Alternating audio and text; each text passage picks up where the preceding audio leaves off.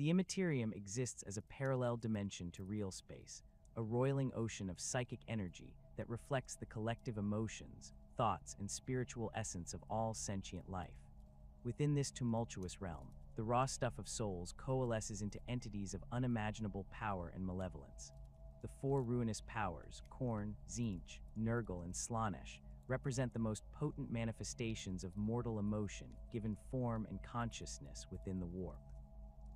These beings are not merely gods in the traditional sense, but rather living embodiments of fundamental aspects of sentient existence: rage and violence, change and ambition, decay and despair, and excess and sensation.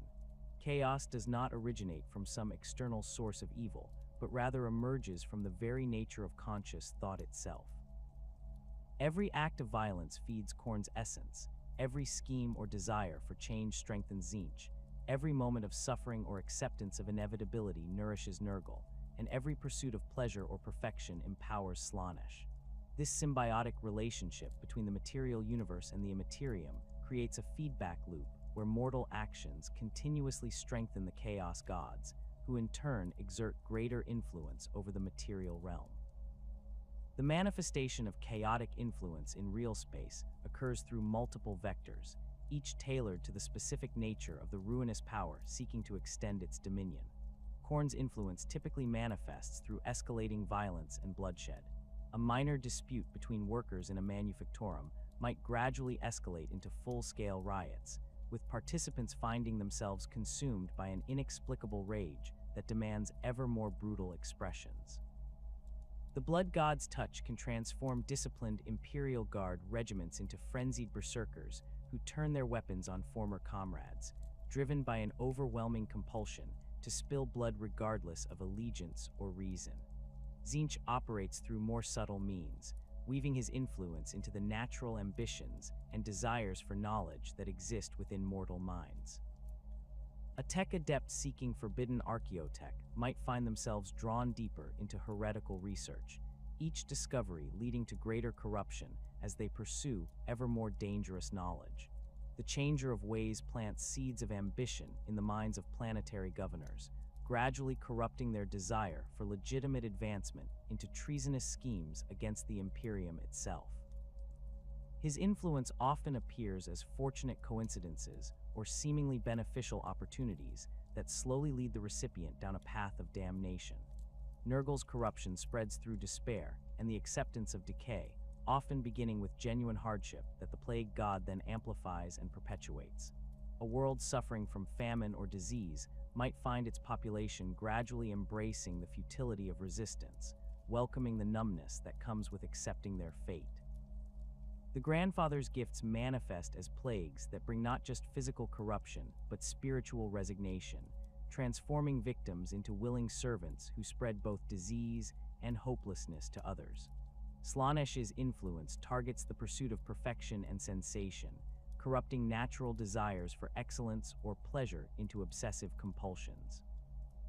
An artist seeking to create the perfect sculpture might find themselves driven to increasingly extreme measures, eventually using living subjects or forbidden materials in their work. The Dark Prince's touch can transform legitimate pleasures into addictive compulsions that gradually consume the victim's entire existence, leading them to commit increasingly depraved acts in pursuit of ever more intense experiences. The psychological vulnerabilities that make Imperial citizens susceptible to chaos corruption are deeply rooted in the fundamental nature of human existence within the 41st millennium. The Imperium's harsh authoritarian structure, while necessary for survival against countless threats, creates conditions that inadvertently foster the very emotions that strengthen the ruinous powers. Citizens living under constant surveillance and oppression often harbor deep resentments and frustrated ambitions that provide fertile ground for chaotic influence. Fear represents one of the most significant vulnerabilities, as the constant threat of alien invasion, heretical uprising, or simple administrative purging creates a pervasive atmosphere of terror throughout Imperial society. This fear often manifests as either paralyzing despair that feeds Nurgle or explosive rage that empowers Khorne. Citizens who witness the arbitrary nature of Imperial justice may begin to question the righteousness of their government, opening their minds to alternative philosophies that promise power, knowledge, or freedom from suffering. Desperation drives many toward chaos worship when legitimate channels fail to provide relief from suffering. A factory worker facing starvation due to increased tithe demands might initially pray to the emperor for deliverance, but when no aid comes, they become vulnerable to whispered promises of abundance from Nurgle's cults or offers of strength from Khorne's followers. The Imperium's inability to provide adequate care for its countless billions creates vast populations of desperate individuals willing to embrace any alternative that promises improvement in their circumstances. Intellectual curiosity, while potentially beneficial, becomes dangerous in a society that strictly controls access to knowledge. Tech adepts who encounter archaeotech beyond their understanding, scholars who discover historical inconsistencies in Imperial doctrine, or simply curious individuals who ask too many questions about forbidden subjects may find themselves drawn to Tzeentch's promises of enlightenment. The Imperium's necessary restrictions on dangerous knowledge create an environment where the simple desire to understand becomes a pathway to corruption. Pride and ambition, natural human traits that drive achievement and progress, become weapons in the hands of chaos when channeled through the Imperium's rigid hierarchical structure. An officer passed over for promotion despite merit, a noble family facing decline in status, or an administrator frustrated by bureaucratic limitations may find their legitimate desires for advancement twisted into treasonous schemes that serve the Ruinous Powers' agenda. The role of the warp as a conduit for chaotic influence cannot be overstated, as this parallel dimension serves as both the source of psychic power and the medium through which chaos exerts its will upon real space. Every world in the Imperium exists in close proximity to the Immaterium, separated only by the thin barrier of reality that can be weakened or breached under specific conditions. Areas of high emotional intensity, such as battlefields, execution sites, or locations where great suffering has occurred, often develop thin spots in this barrier that allow chaotic influence to seep through more easily. Warp storms represent the most dramatic manifestation of chaotic influence breaking through into real space, cutting off entire systems from Imperial control and subjecting their populations to direct exposure to the Immaterium's corrupting energies. During these events, the normal laws of physics become unreliable, time flows inconsistently, and the thoughts and fears of mortals can manifest as physical reality. Populations trapped within warp storms often emerge fundamentally changed, if they emerge at all, having been subjected to generations of exposure to pure chaotic energy. Psykers serve as particularly dangerous conduits for chaotic influence due to their direct connection to the Immaterium through their psychic abilities. Every untrained Psyker represents a potential gateway for demonic incursion, as their uncontrolled psychic emanations can attract the attention of warp entities seeking entry into real space. Even sanctioned Psykers who have undergone soul-binding rituals remain vulnerable to corruption, particularly when exposed to extreme stress or forced to channel power beyond their normal limits. The Astronomicon itself, while essential for Imperial navigation, creates a massive psychic beacon that draws the attention of chaos entities throughout the galaxy. The thousands of Psykers who sacrifice their lives daily to maintain this beacon must constantly resist the whispers and temptations of warp entities attracted to their psychic emanations. The facility housing the Astronomicon requires constant vigilance against corruption, as any failure in its psychic defenses could result in a demonic incursion at the very heart of the Imperium. Astropaths, who facilitate faster-than-light communication across the Imperium, face similar risks as they project their consciousness through the warp to deliver messages. Each transmission exposes them to the chaotic energies of the Immaterium, and prolonged exposure can result in gradual corruption or sudden possession by demonic entities. The Imperium accepts these risks as necessary costs of maintaining galactic communication, but the constant attrition of astropaths to chaotic influence represents an ongoing vulnerability in Imperial infrastructure. Navigator houses, with their genetic mutations that allow them to perceive the warp directly, face unique challenges in resisting chaos corruption. The Navigator's third eye, which enables them to guide ships through the Imperium, also makes them acutely sensitive to the whispers and temptations of the Ruinous Powers. Many Navigator bloodlines maintain strict traditions and rituals designed to protect against corruption, but the constant exposure to warp energies means that some degree of mutation and spiritual contamination is inevitable within their ranks. The process of corruption rarely occurs instantaneously, instead developing gradually through repeated exposure to chaotic influence or through deliberate cultivation by existing cultists. Initial corruption often manifests as subtle changes in behavior or thought patterns that might be dismissed as stress, fatigue, or natural personality evolution. A previously loyal citizen might begin expressing minor complaints about Imperial policy, questioning established doctrine, or showing unusual interest in forbidden subjects.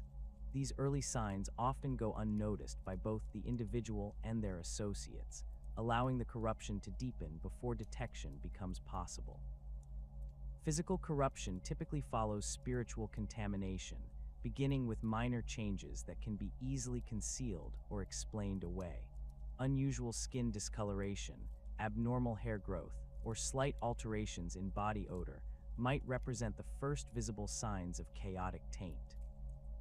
As corruption progresses, these changes become more pronounced and difficult to hide, often forcing the corrupted individual to seek out others who share their condition or to retreat from normal Imperial society entirely. The Imperium's response to suspected corruption reflects the serious threat that chaos represents to Imperial civilization. The Inquisition maintains vast networks of informants and investigators dedicated to detecting and eliminating chaotic influence before it can spread. However, the sheer scale of the Imperium and the subtle nature of early corruption means that many cases go undetected until they have reached advanced stages. The balance between vigilance and paranoia represents a constant challenge for Imperial authorities, as excessive suspicion can create the very desperation and resentment that makes populations vulnerable to chaos in the first place. The manifestation of chaos corruption follows distinct patterns that align with the fundamental nature of each ruinous power, creating 4 primary pathways through which mortal souls descend into damnation. These paths reflect not merely different approaches to worship, but entirely separate philosophies of existence that corrupt different aspects of human nature and society. Understanding these pathways becomes crucial for Imperial authorities seeking to identify and eliminate heretical influence before it can metastasize into full-scale rebellion or demonic incursion. Khornate corruption appeals most strongly to those who possess natural aggression or who have been shaped by violence into instruments of war. The Blood God's influence typically manifests first within military organizations, gladiatorial arenas, and the brutal gang hierarchies that dominate Imperial underhives. Unlike the subtle corruption employed by other ruinous powers, Khorne's influence operates through direct amplification of existing violent tendencies, gradually stripping away restraint and moral consideration until only the desire for bloodshed remains. The initial stages of Khornate corruption often appear as enhanced combat effectiveness or increased aggression that might initially be welcomed by military commanders seeking to improve their forces' battlefield performance. Imperial Guard regiments operating in prolonged combat zones frequently develop cultures that glorify violence beyond tactical necessity, with soldiers beginning to collect trophies from fallen enemies or engaging in unnecessary brutality during pacification operations. These behaviors, while concerning, often remain within the bounds of acceptable military conduct until they progress to more obvious signs of corruption.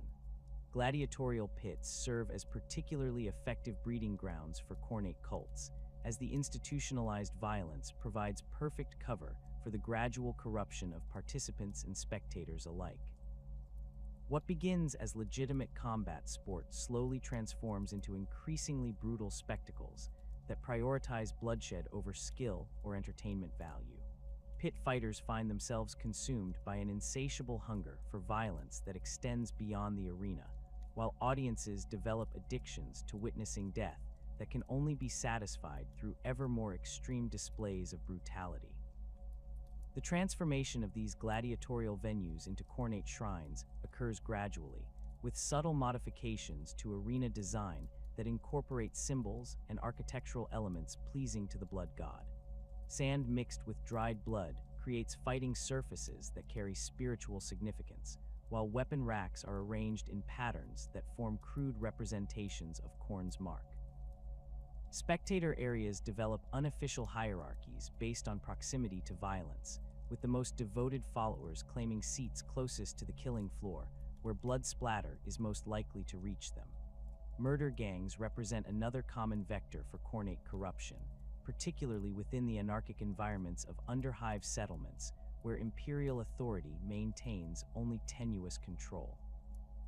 These organizations typically begin as legitimate security forces or criminal enterprises focused on territorial control, but Khornate influence gradually transforms their operational priorities from profit or protection toward pure violence for its own sake. Gang members find themselves engaging in increasingly brutal initiation rites, torture sessions that serve no interrogative purpose, and random acts of violence against civilians that provide no tactical advantage. The leadership structures within Khornate gangs inevitably evolve toward might-makes right hierarchies, where advancement requires the ritual murder of superiors in single combat. These challenges become formalized ceremonies that incorporate Khornate symbolism, with gang members forming circles around combatants while chanting prayers that invoke the blood god's favor.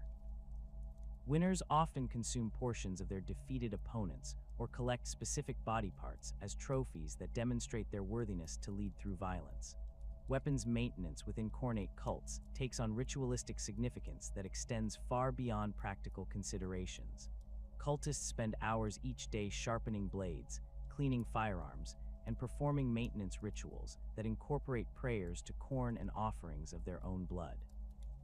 Weapons are named and treated as sacred objects, with many cultists developing personal relationships with their armaments that border on romantic obsession. The most devoted followers often modify their weapons with spikes, serrated edges, or other features designed to maximize suffering rather than combat effectiveness.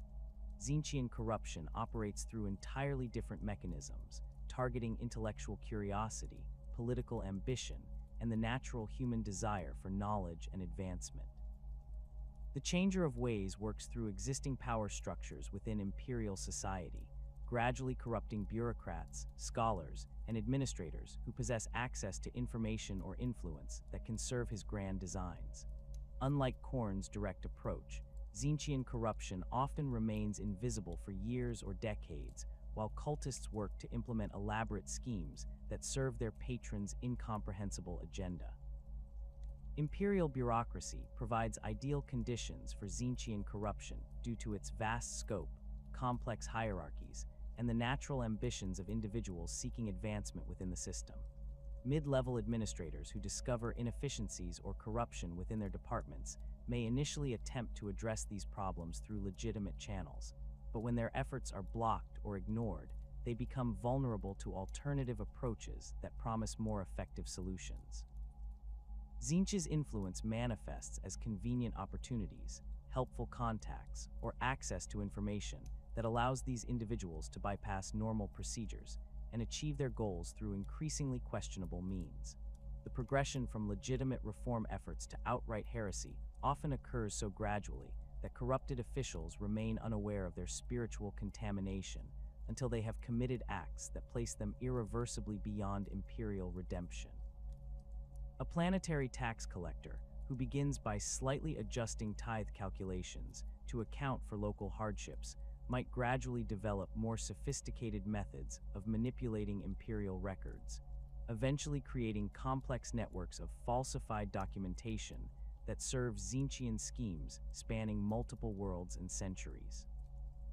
Forbidden knowledge serves as both the lure and the corruption vector for many Tzeentchian cults, particularly among tech adepts, scholars, and other intellectuals who encounter information that challenges established Imperial doctrine. The discovery of archaeotech that predates the dark age of technology, historical records that contradict official imperial histories, or scientific principles that suggest alternatives to accepted dogma creates cognitive dissonance that Tzeentch exploits through promises of greater understanding and enlightenment. These knowledge-seeking cults often develop elaborate hierarchical structures based on levels of initiation and access to progressively more dangerous information. Lower-level members might be exposed only to minor historical inconsistencies or technological improvements that seem beneficial, while higher initiates gain access to truly heretical knowledge involving Xeno's technology, warp manipulation, or the true nature of the Imperium's founding. The gradual revelation of forbidden knowledge creates psychological dependency among cultists, who become addicted to the sense of enlightenment and superiority that comes from possessing secret information. Mutation represents a common side effect of prolonged exposure to Tzeentchian influence, though these changes often manifest as beneficial alterations that enhance the cultist's intellectual or psychic abilities rather than obvious physical deformities. Enhanced memory, improved pattern recognition, or the development of minor psychic talents might initially appear as natural gifts or the results of intensive study, but they actually represent the first stages of spiritual and physical transformation that will eventually render the cultist inhuman. The most successful Tzeentchian conspiracies operate across multiple generations, with corrupted bloodlines passing down both genetic mutations and heretical knowledge through carefully maintained family traditions. These dynasties often achieve positions of significant influence within imperial society, using their accumulated power and resources to advance schemes whose ultimate purposes remain hidden even from many of the participants. Noble houses, administratum departments, and even space marine chapters may unknowingly serve Tzeentchian agendas through the influence of corrupted members who have spent decades or centuries maneuvering themselves into positions of authority. Nerg-like corruption appeals to populations suffering from genuine hardship, disease, or despair, offering acceptance and numbness as alternatives to continued struggle against overwhelming adversity. The plague god's influence spreads most effectively through underhive populations, refugee camps, and other environments where imperial citizens face daily battles against starvation, disease, and violence without hope of meaningful improvement in their circumstances. Nurgle's gifts transform this suffering from a source of anguish into a form of spiritual communion that provides comfort through shared misery. The initial stages of Nerg-like corruption often appear as beneficial developments that provide genuine relief from suffering. Plague victims who should have died from their diseases instead find themselves stabilizing in states of living decay that allow them to continue functioning despite massive physical deterioration. Starvation victims discover that they can survive on minimal nutrition while their bodies slowly consume themselves, maintaining consciousness and mobility long past the point where death should have claimed them. These apparent miracles attract desperate individuals who view any form of continued existence as preferable to death. Plague cults typically develop around the distribution of Nurgle's gifts, with early converts serving as living advertisements for the benefits of accepting the grandfather's embrace. These individuals demonstrate that disease and decay need not mean death or incapacitation, showing potential converts that suffering can be transformed from agony into a form of spiritual fulfillment. The visible presence of plague bearers who continue to function despite obvious corruption provides powerful testimony to Nurgle's benevolence toward those who accept his dominion. The social structures within Nerg-like cults reflect the egalitarian nature of disease and decay, with hierarchies based on the extent of corruption and the length of service to Nurgle rather than traditional markers of status or achievement. The most respected cult members are those who have achieved the greatest levels of physical corruption while maintaining their ability to spread the grandfather's gifts to new converts.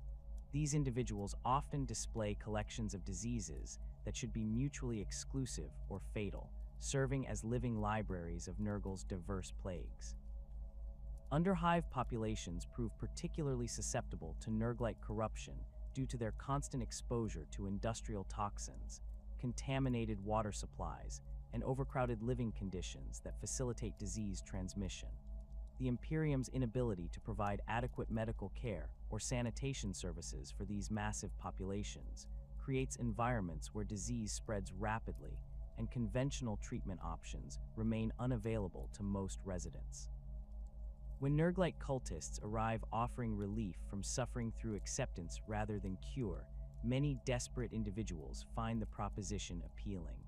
The transformation of underhive settlements into Nurglite strongholds occurs through the gradual replacement of normal social services with cult-provided alternatives. Plague-bearers establish medical clinics that treat symptoms through the application of blessed diseases rather than conventional remedies, food distribution centers that provide sustenance infused with Nurgle's gifts, and communal gathering spaces where the faithful can share their afflictions and find comfort in collective suffering. These services often prove more reliable and accessible than legitimate Imperial alternatives, creating practical incentives for conversion beyond purely spiritual considerations.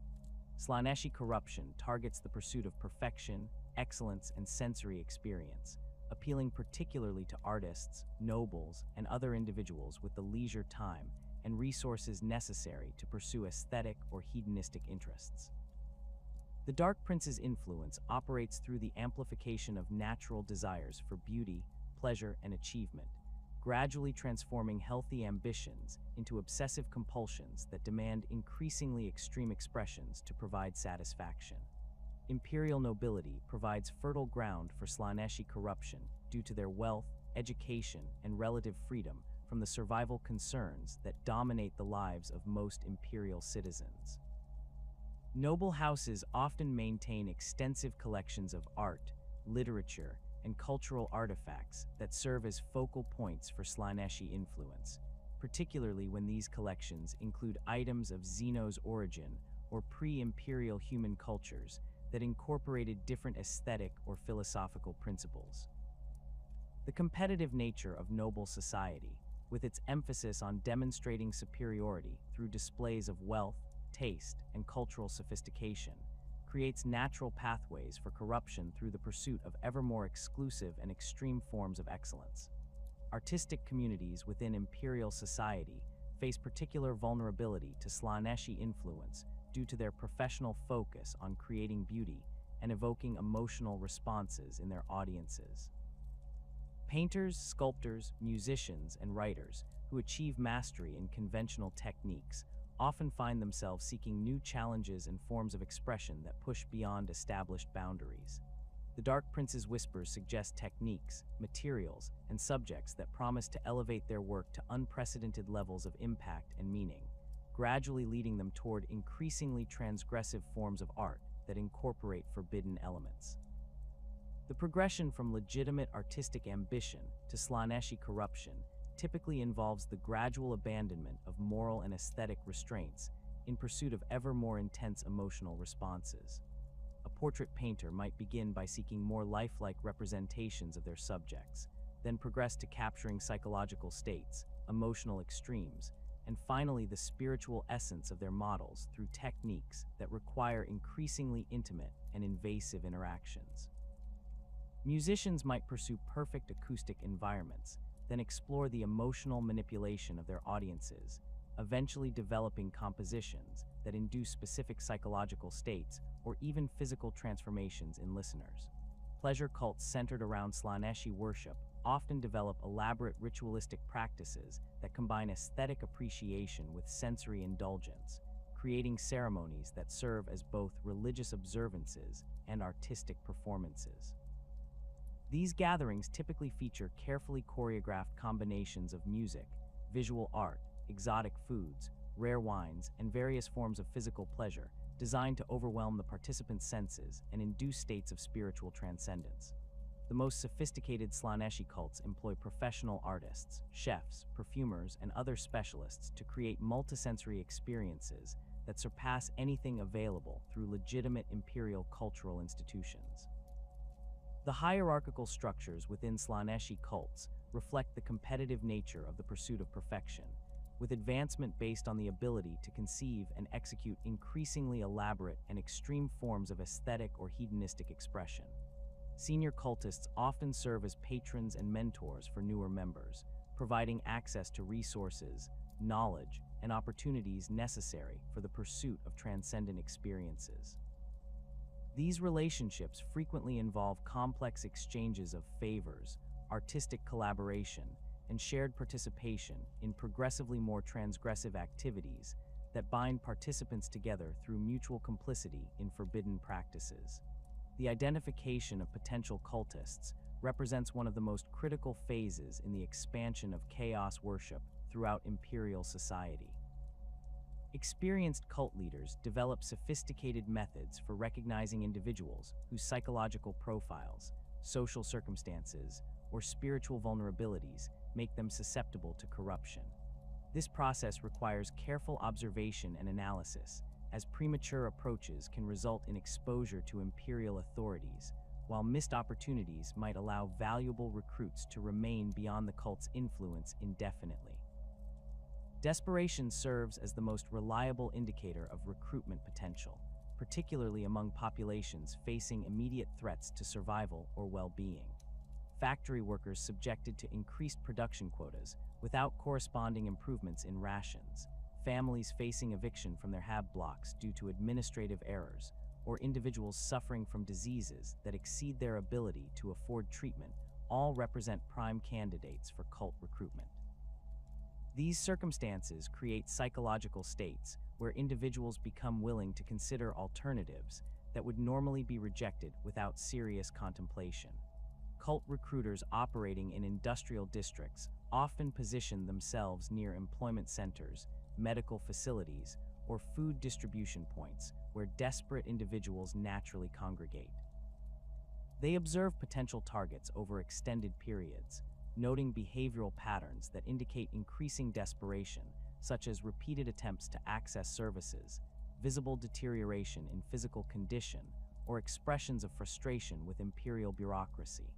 The most effective recruiters develop detailed profiles of their targets before making initial contact, ensuring that their approach addresses specific needs and concerns rather than relying on generic promises of improvement.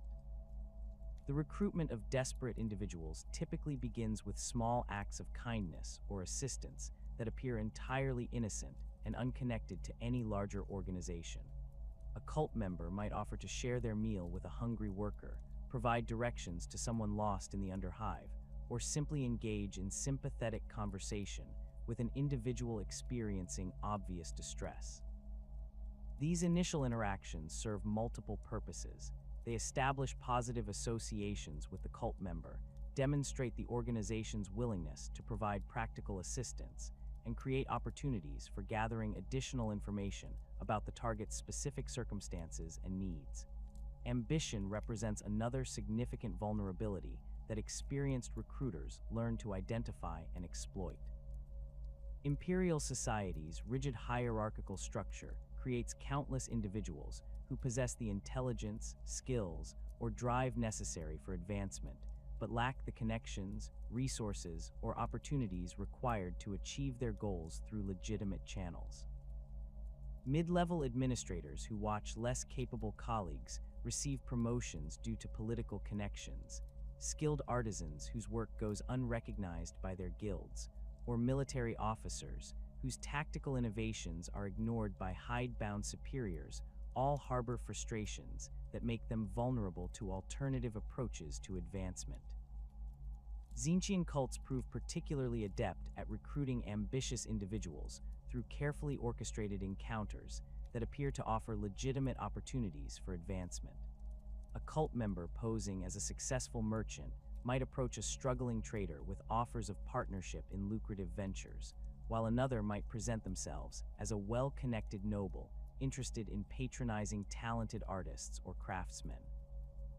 These approaches succeed because they address the target's genuine aspirations while providing plausible explanations for why such opportunities are being offered to relative strangers. The cultivation of ambitious recruits requires more sophisticated approaches than those used with desperate individuals, as these targets typically possess greater education, social awareness, and access to resources that could expose cult activities if suspicions are aroused.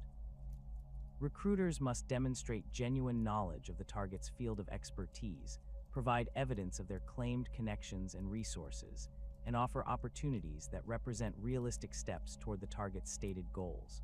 The most successful recruitment efforts involve multiple cult members working in coordination to create elaborate deceptions that withstand scrutiny from intelligent and naturally suspicious targets. Curiosity about forbidden knowledge attracts individuals who might otherwise remain immune to cult recruitment due to their comfortable circumstances and strong loyalty to the Imperium. Scholars who encounter historical inconsistencies in their research, tech adepts who discover archaeotech that challenges established doctrine, or simply educated individuals who begin asking questions about aspects of Imperial society that seem illogical or contradictory, all represent potential recruits for knowledge-seeking cults. These individuals often initiate their own corruption by actively seeking answers to questions that Imperial doctrine declares off-limits. The identification of intellectually curious targets requires cult members to maintain extensive networks within educational institutions, research facilities, and other organizations where forbidden knowledge might be encountered. Librarians, junior tech adepts, and administrative personnel who have access to restricted materials but lack the authority to conduct independent research often serve as unwitting sources of information about individuals who have requested access to suspicious materials or asked problematic questions during their studies.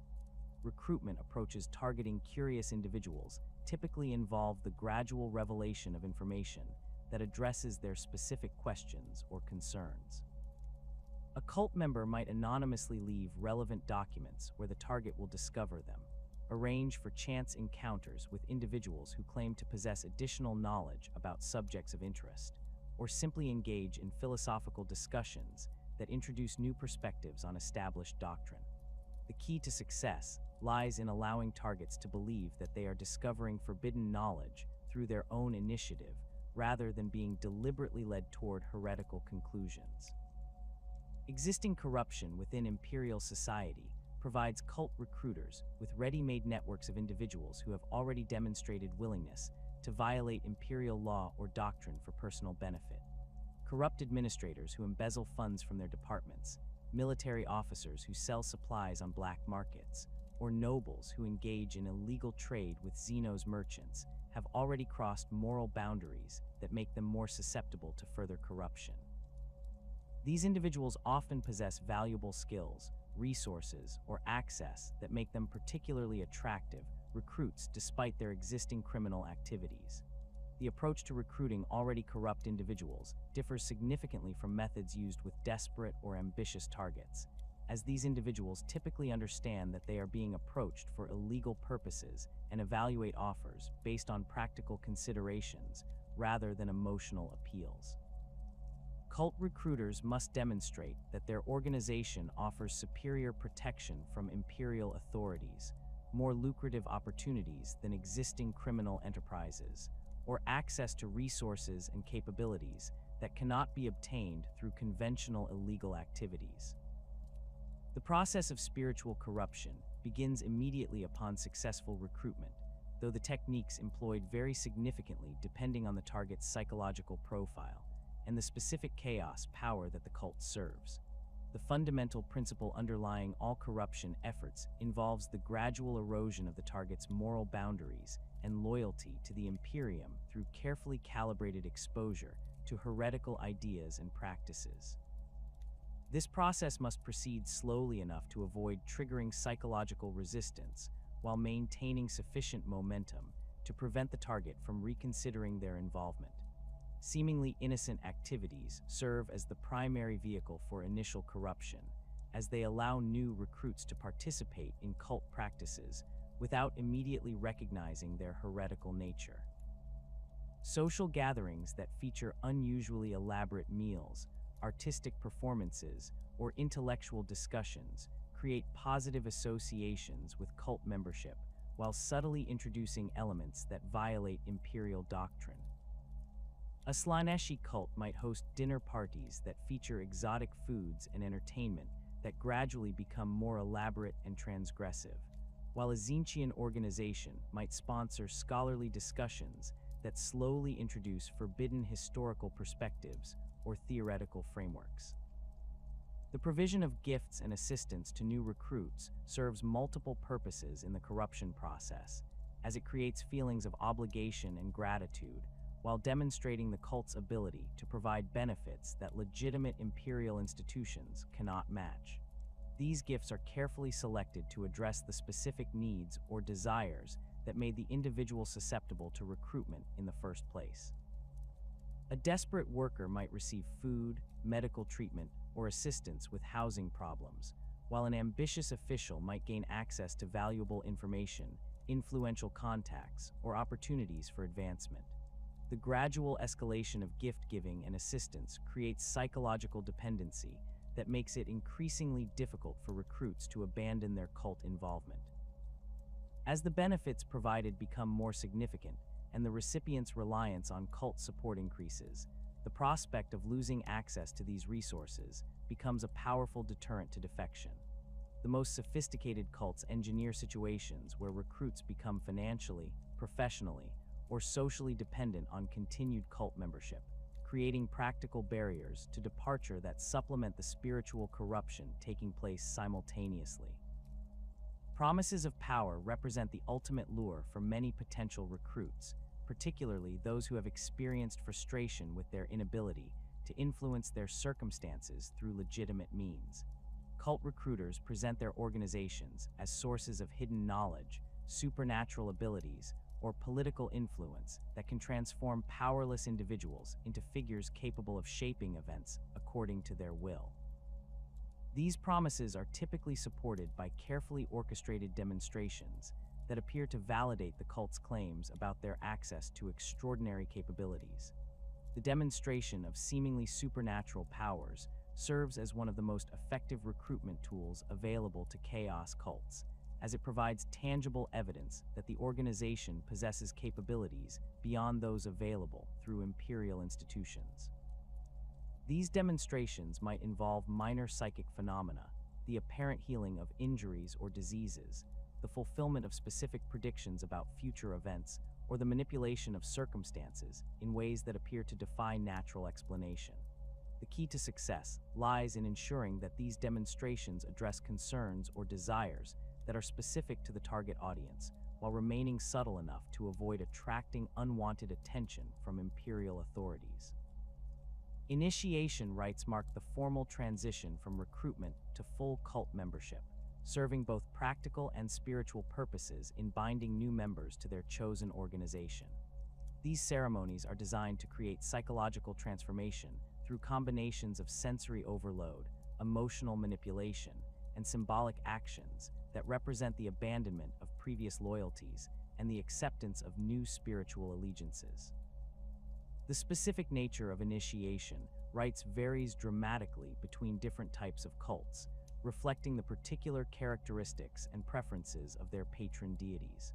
Khorne initiation ceremonies typically involve acts of violence that serve to desensitize new members to bloodshed, while demonstrating their commitment to the cult's martial philosophy.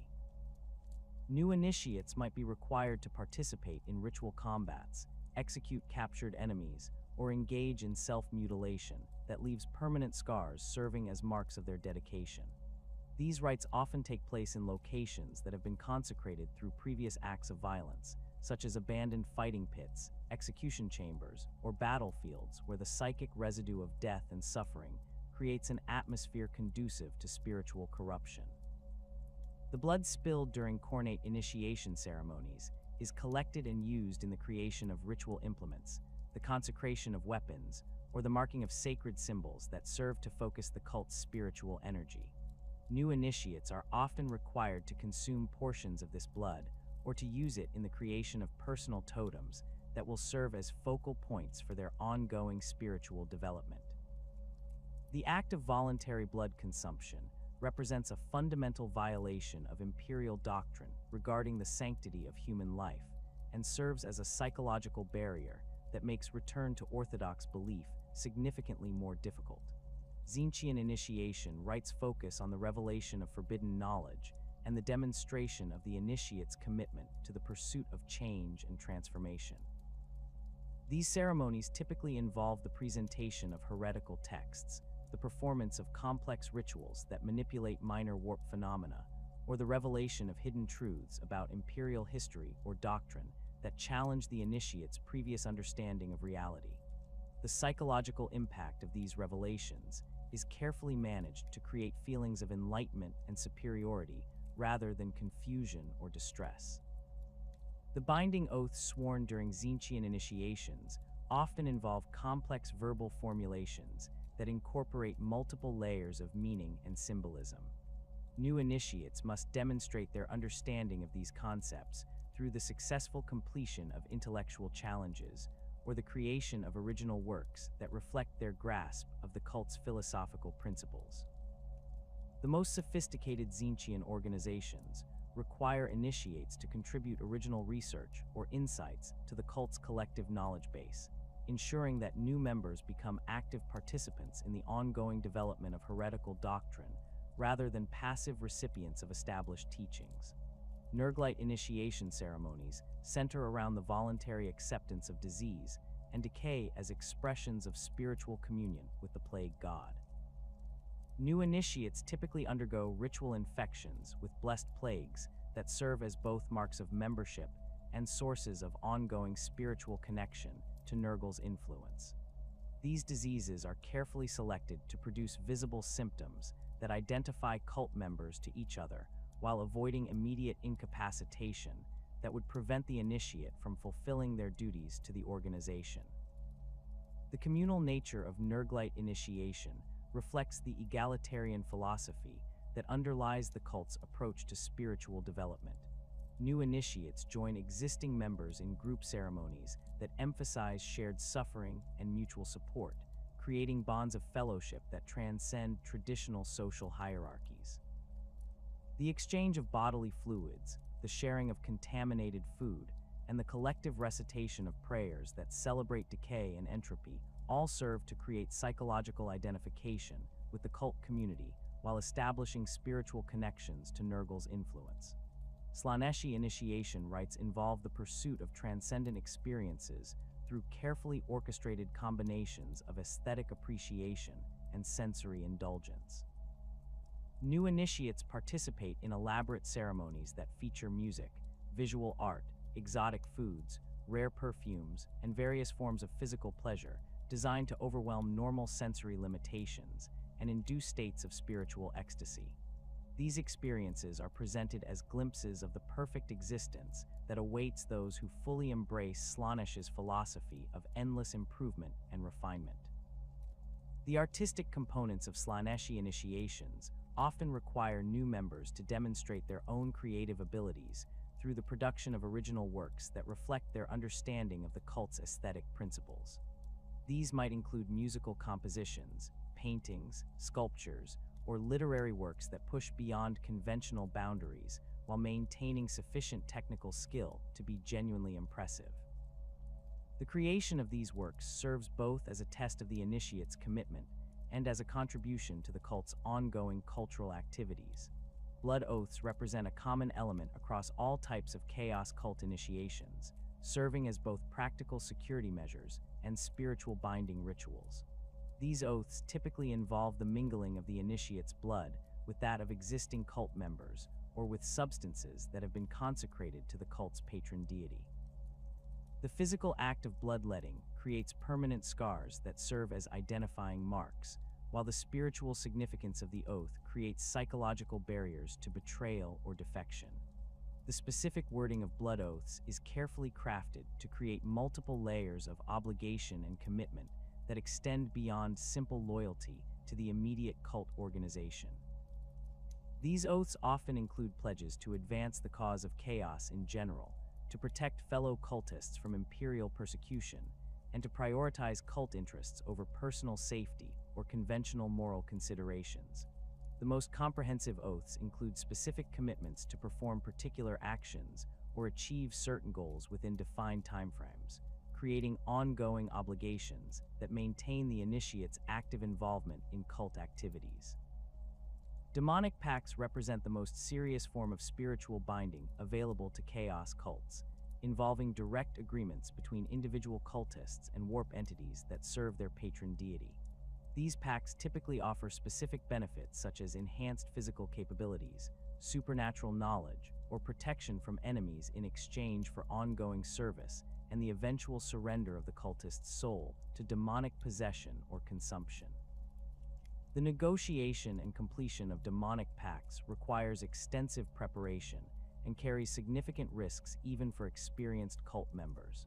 The process of establishing demonic pacts typically begins with extended periods of meditation, fasting, and ritual preparation designed to attune the cultist's spiritual essence to the frequencies of their chosen demon. This preparation often involves the use of psychoactive substances, sensory deprivation, or extreme physical stress to alter normal consciousness and facilitate communication with warp entities. The most successful pact makers develop personal relationships with specific demons over extended periods, building trust and understanding that enables more favorable terms in their eventual agreements. The sacred texts used by chaos cults serve multiple functions in the indoctrination process, providing both practical instruction in heretical practices and spiritual justification for the abandonment of Imperial doctrine. These documents range from simple pamphlets containing basic cult teachings to elaborate grimoires that detail complex rituals and philosophical frameworks. The most effective cult texts are those that address specific concerns or questions that new members bring to the organization, providing answers that seem more satisfactory than those offered by orthodox Imperial doctrine. Forbidden grimoires represent the most dangerous category of cult literature, containing detailed instructions for summoning demons, manipulating warp energies, and performing rituals that can produce dramatic supernatural effects. Access to these texts is typically restricted to senior cult members who have demonstrated both the spiritual development necessary to survive exposure to their contents and the loyalty required to prevent their misuse. The gradual revelation of increasingly dangerous knowledge serves as both a reward for faithful service and a means of ensuring continued commitment to the cult's objectives. The corruption of Imperial doctrine represents one of the most insidious forms of cult indoctrination, as it allows heretical organizations to present their teachings as legitimate interpretations of established religious and philosophical principles. Skilled cult theologians identify ambiguities, contradictions, or gaps in official Imperial doctrine that can be exploited to support alternative interpretations that serve chaos interests. These corrupted teachings often prove particularly effective with educated recruits who possess sufficient knowledge of orthodox doctrine to appreciate the sophistication of the heretical arguments being presented. The process of doctrinal corruption typically begins with the identification of genuine problems or inconsistencies within Imperial teaching that create legitimate grounds for questioning established interpretations. Cult theologians then develop alternative explanations that address these problems while gradually introducing heretical concepts that redirect the believer's spiritual development toward chaos worship. The most successful corrupted doctrines maintain sufficient similarity to orthodox teaching to avoid immediate detection while creating pathways for progressive radicalization that eventually lead to full apostasy. The organizational structures that govern chaos cults reflect both the practical necessities of operating under constant threat of Imperial persecution and the spiritual hierarchies demanded by the Ruinous Powers themselves. These systems must balance the need for operational security with the requirement for clear chains of command that can coordinate complex activities across multiple cells and geographical regions. The most successful cult organizations develop sophisticated structures that compartmentalize information and authority while maintaining sufficient coordination to achieve their strategic objectives. The foundation of most cult hierarchies consists of individual cells containing between 3 and 12 members who maintain direct contact with each other, but possess limited knowledge of the broader organization's structure or activities. These base-level units typically operate under the leadership of a single individual who serves as the primary point of contact with higher levels of the cult hierarchy. Cell leaders receive instructions, resources, and intelligence from their superiors, while shielding their subordinates from direct exposure to more senior cult members, whose capture could compromise entire regional networks. Cell membership is carefully managed to ensure that each unit contains individuals whose skills and backgrounds complement each other, while maintaining the operational security necessary for long-term survival. A typical cell might include a corrupt administrator who provides access to Imperial records and facilities, a skilled combatant capable of handling security concerns, a psyker who can facilitate communication with other cells or provide supernatural capabilities, and several support members who contribute specialized knowledge or resources. This diversity ensures that cells can operate independently for extended periods while contributing meaningfully to larger cult objectives. The recruitment patterns within individual cells follow strict protocols designed to minimize the risk of Imperial infiltration or accidental exposure. New members are typically introduced through existing cult members who can vouch for their reliability and commitment, with potential recruits undergoing extended observation periods before being granted access to sensitive information or activities. The most security-conscious cells maintain elaborate cover stories that explain the group's regular meetings and activities in terms that would satisfy casual Imperial scrutiny, such as workers' social clubs, religious study groups, or professional associations. Communication between cells occurs through carefully established protocols that minimize direct contact while ensuring reliable information transfer. Dead drops, coded messages embedded within legitimate correspondence, and brief encounters in public locations serve as the primary means of inter-cell communication. Many cult networks employ professional couriers who maintain no knowledge of the messages they carry, using individuals such as traveling merchants, pilgrim groups, or Imperial bureaucrats whose duties require regular movement between different locations.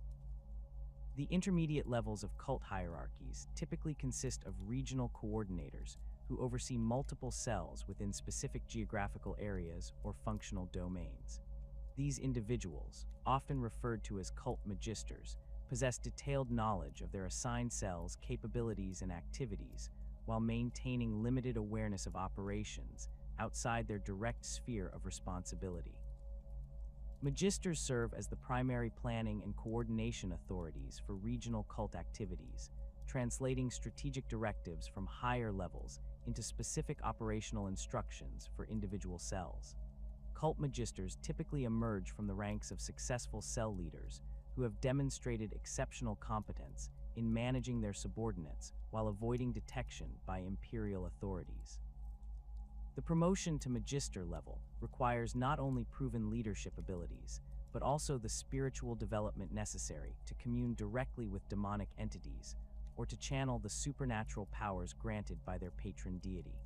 Many Magisters undergo elaborate transformation rituals that enhance their capabilities while marking them permanently as servants of chaos through visible mutations or psychic alterations. The responsibilities of cult magisters extend far beyond simple administrative oversight, encompassing strategic planning, resource allocation, and the coordination of complex operations that may span multiple worlds or involve hundreds of individual cultists. Magisters must possess detailed knowledge of Imperial security procedures, local political dynamics, and the operational capabilities of competing cult organizations. They often maintain extensive networks of informants and allies within Imperial institutions, criminal organizations, and other groups that can provide intelligence or assistance for cult operations. The selection and training of new magisters represents one of the most critical decisions facing cult leadership, as these individuals will possess the knowledge and authority necessary to cause catastrophic damage if they defect or fall into Imperial hands. Potential magisters undergo years of evaluation and testing that assess not only their practical competence, but also their spiritual commitment to their chosen chaos power. The most rigorous selection processes include exposure to demonic influence, participation in major cult operations, and the successful completion of specific missions that demonstrate both loyalty and capability. Dark Apostles represent the highest level of cult leadership, below the demon princes and greater demons, who serve as the ultimate authorities within chaos organizations. These individuals combine extensive practical experience in cult operations with profound spiritual development that grants them direct access to their patron deities' will and power. Dark Apostles typically oversee cult activities across entire sectors or specialized functional domains, coordinating the efforts of multiple magisters while serving as the primary conduits for demonic guidance and supernatural resources. The path to becoming a Dark Apostle requires decades of faithful service combined with exceptional achievements that demonstrate worthiness for elevation to this exalted status. Many Dark Apostles begin as ordinary cultists who display unusual aptitude for leadership or spiritual development, gradually advancing through the cult hierarchy while accumulating the knowledge, experience, and supernatural alterations necessary for their ultimate role. The transformation into a Dark Apostle often involves permanent physical and spiritual changes that enhance the individual's capabilities while making return to normal human society impossible. Dark Apostles possess authority to establish new cult cells, eliminate compromised operations, reallocate resources between different regional organizations, and negotiate agreements with other chaos factions or external allies. Their decisions can affect thousands of cultists and influence events across multiple star systems, making their selection and oversight critical concerns for the broader chaos movement. The most powerful Dark Apostles maintain direct communication with demon princes or other high-ranking warp entities, serving as intermediaries between the material and immaterial realms. The spiritual responsibilities of Dark Apostles include conducting major rituals, overseeing the corruption of new converts, and ensuring that cult activities remain aligned with their patron deity's agenda. These individuals often possess extensive libraries of forbidden knowledge, collections of demonic artifacts, and access to resources that can support large-scale operations.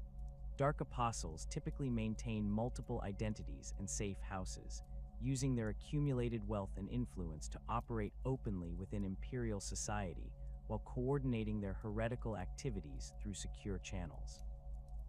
Chaos Champions occupy a specialized position within cult hierarchies, serving as elite military leaders who combine exceptional combat capabilities with deep spiritual commitment to their chosen chaos power. These individuals typically emerge from the ranks of corrupted Imperial Guard officers, Space Marine renegades, or cult members who display unusual aptitude for warfare and leadership under extreme conditions. Champions serve as the primary military assets for cult operations that require direct confrontation with Imperial forces or rival organizations.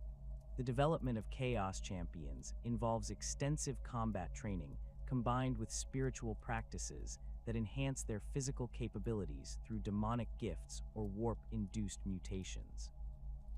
Many champions undergo ritual scarification, implantation of demonic artifacts, or exposure to mutagenic substances that grant supernatural strength, speed, or resilience at the cost of their remaining humanity. The most favored champions receive direct blessings from their patron deities that manifest as dramatic physical transformations or the ability to channel demonic powers during combat. Champions typically command specialized military units composed of the most dedicated and capable cult warriors, including corrupted Imperial Guard deserters, Underhive gang members, and fanatical converts who have embraced their role as holy warriors in service to chaos. These forces serve as the enforcement arm for cult operations, providing security for major rituals, eliminating threats to cult leadership, and conducting raids against Imperial installations or rival organizations. The most successful champion-led units develop reputations that inspire fear among Imperial forces while attracting new recruits seeking to join proven warriors. The relationship between champions and other cult leaders varies significantly depending on the specific organization and the personalities involved. Some champions serve as subordinates to magisters or dark apostles, receiving strategic direction while maintaining tactical autonomy in the execution of military operations. Others operate as independent leaders who coordinate their activities with civilian cult leadership while maintaining separate command structures for their military followers. The most powerful champions achieve sufficient status to challenge traditional cult hierarchies, potentially establishing their own organizations or demanding recognition as equals to established dark apostles. Cell-based organizational structures provide chaos cults with essential protection against Imperial counterintelligence operations, while enabling coordinated activities across vast geographical areas. The compartmentalization inherent in cellular organization ensures that the capture or elimination of individual cells cannot compromise entire cult networks, as most members possess only limited knowledge of operations outside their immediate sphere of activity. This security model has proven particularly effective against inquisitorial investigations, which often focus on identifying and following connections between cult members to map entire organizations. The operational advantages of cellular organization extend beyond simple security considerations to include enhanced flexibility, improved resource allocation, and the ability to adapt quickly to changing circumstances. Individual cells can modify their activities in response to local conditions without requiring approval from distant leadership, while regional coordinators can reallocate resources between cells based on operational priorities and available opportunities. This decentralized approach enables cult networks to maintain operations even when communication with central leadership is disrupted by Imperial interference or warp storms. The establishment of new cells typically occurs through a carefully managed process that balances the need for expansion with security requirements. Existing cells identify potential recruitment opportunities within their operational areas, conducting preliminary assessments of candidates before requesting authorization to begin formal recruitment efforts.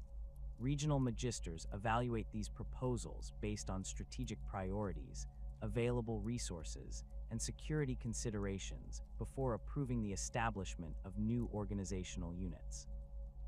The geographic distribution of cult cells reflects both practical considerations and the strategic objectives of the broader organization.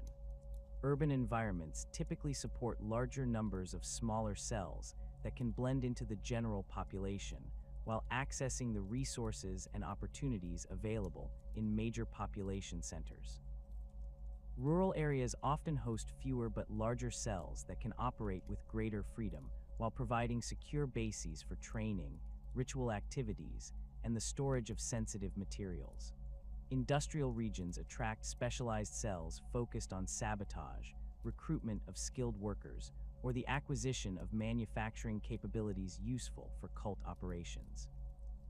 Inter-cult relationships represent one of the most complex aspects of chaos organization, as different factions must balance their shared opposition to Imperial authority against the fundamental conflicts inherent in serving competing chaos powers. The rivalry between cults dedicated to different ruinous powers often mirrors the eternal conflicts between their patron deities, creating tensions that can erupt into open warfare even when cooperation would serve their mutual interests. These conflicts are further complicated by personal ambitions, territorial disputes, and theological disagreements that divide cults serving the same chaos power. Khorne and Tzeentch cults maintain particularly hostile relationships due to the fundamental opposition between their patron deities' philosophies and methods.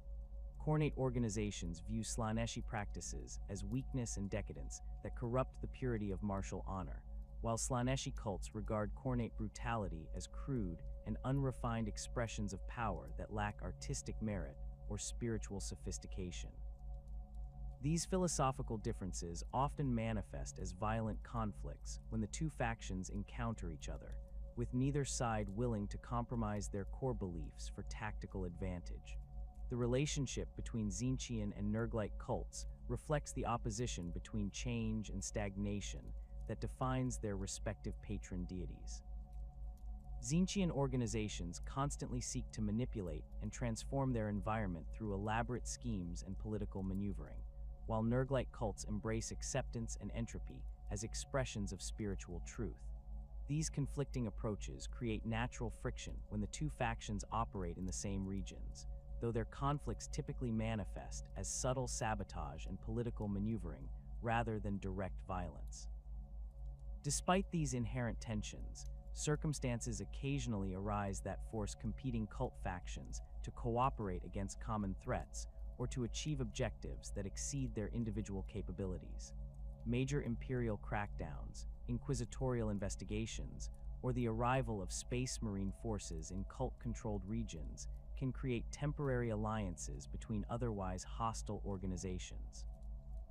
These partnerships typically involve carefully negotiated agreements that define specific objectives, resource contributions, and territorial arrangements, while maintaining strict limitations on information sharing and operational integration.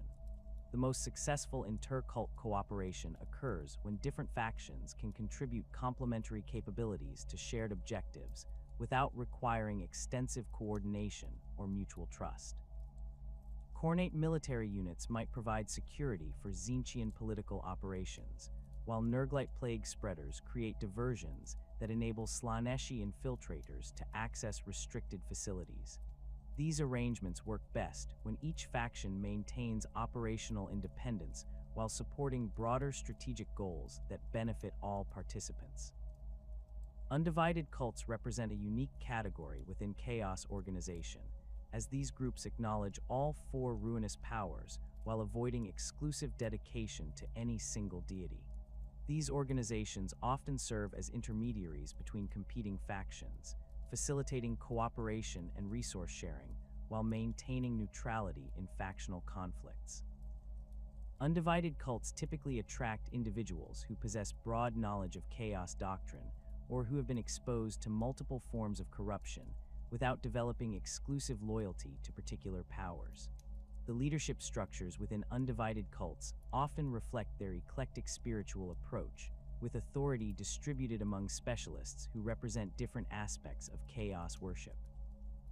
A single undivided organization might include Khornate champions responsible for military operations, Tzeentchian scholars who handle intelligence and planning, Nurglite plague-bearers who manage biological warfare capabilities, and Slaaneshi artists who coordinate propaganda and recruitment efforts. This diversity provides operational advantages while creating internal tensions that require careful management to prevent factional conflicts from destroying organizational unity. Regional variations in cult organization reflect the diverse conditions that chaos worshippers encounter across the galaxy's countless worlds and systems.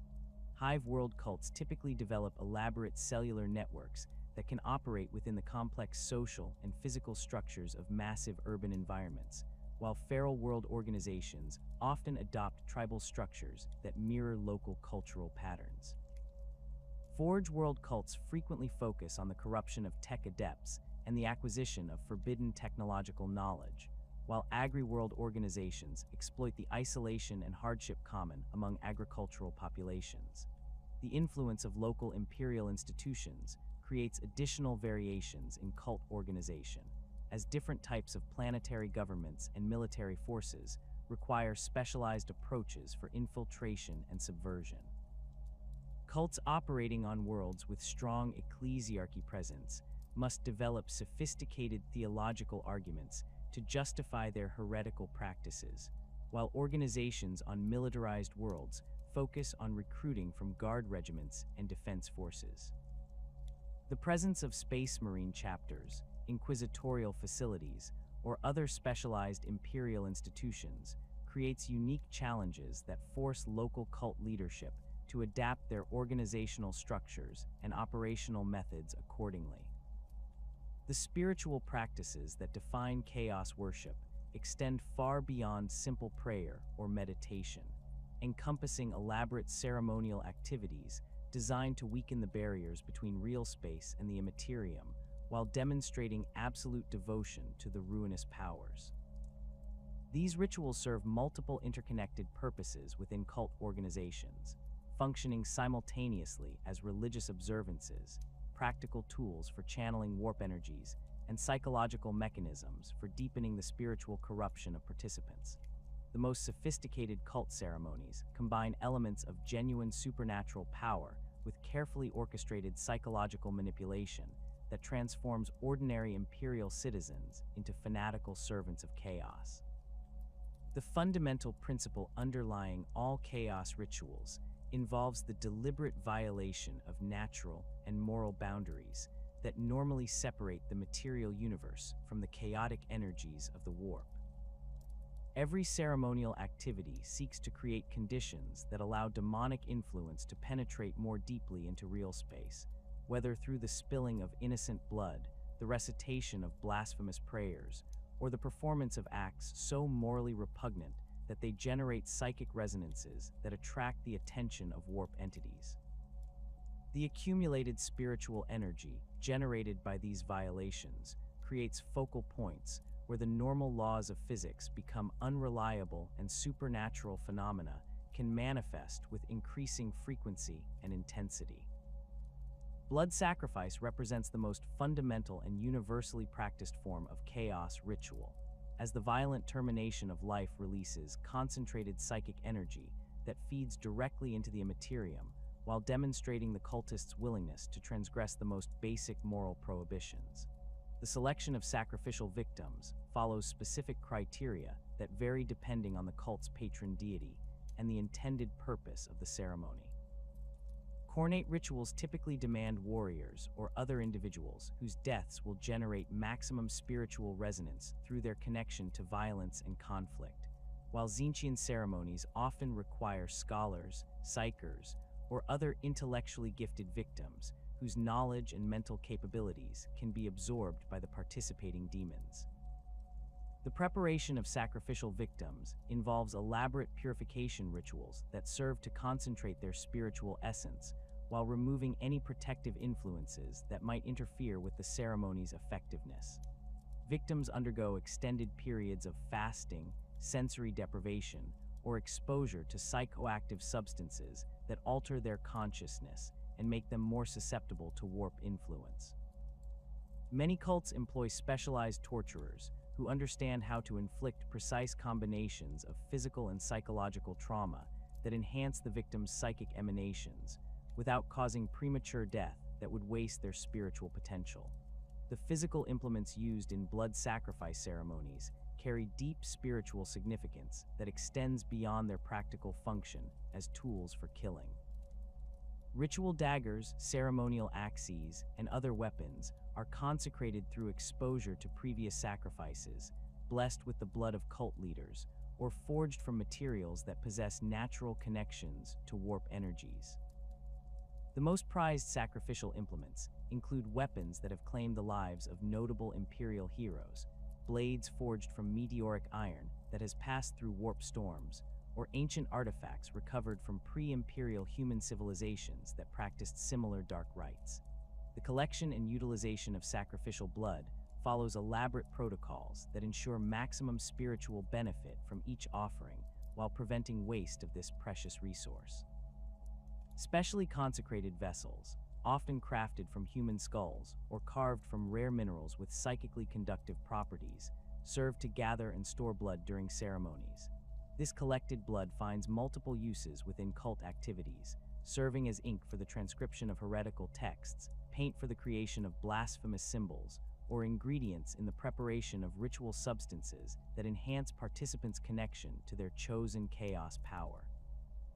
Ritual murder extends beyond simple sacrifice to encompass elaborate ceremonial killings that serve specific purposes within the cult's broader spiritual and practical objectives.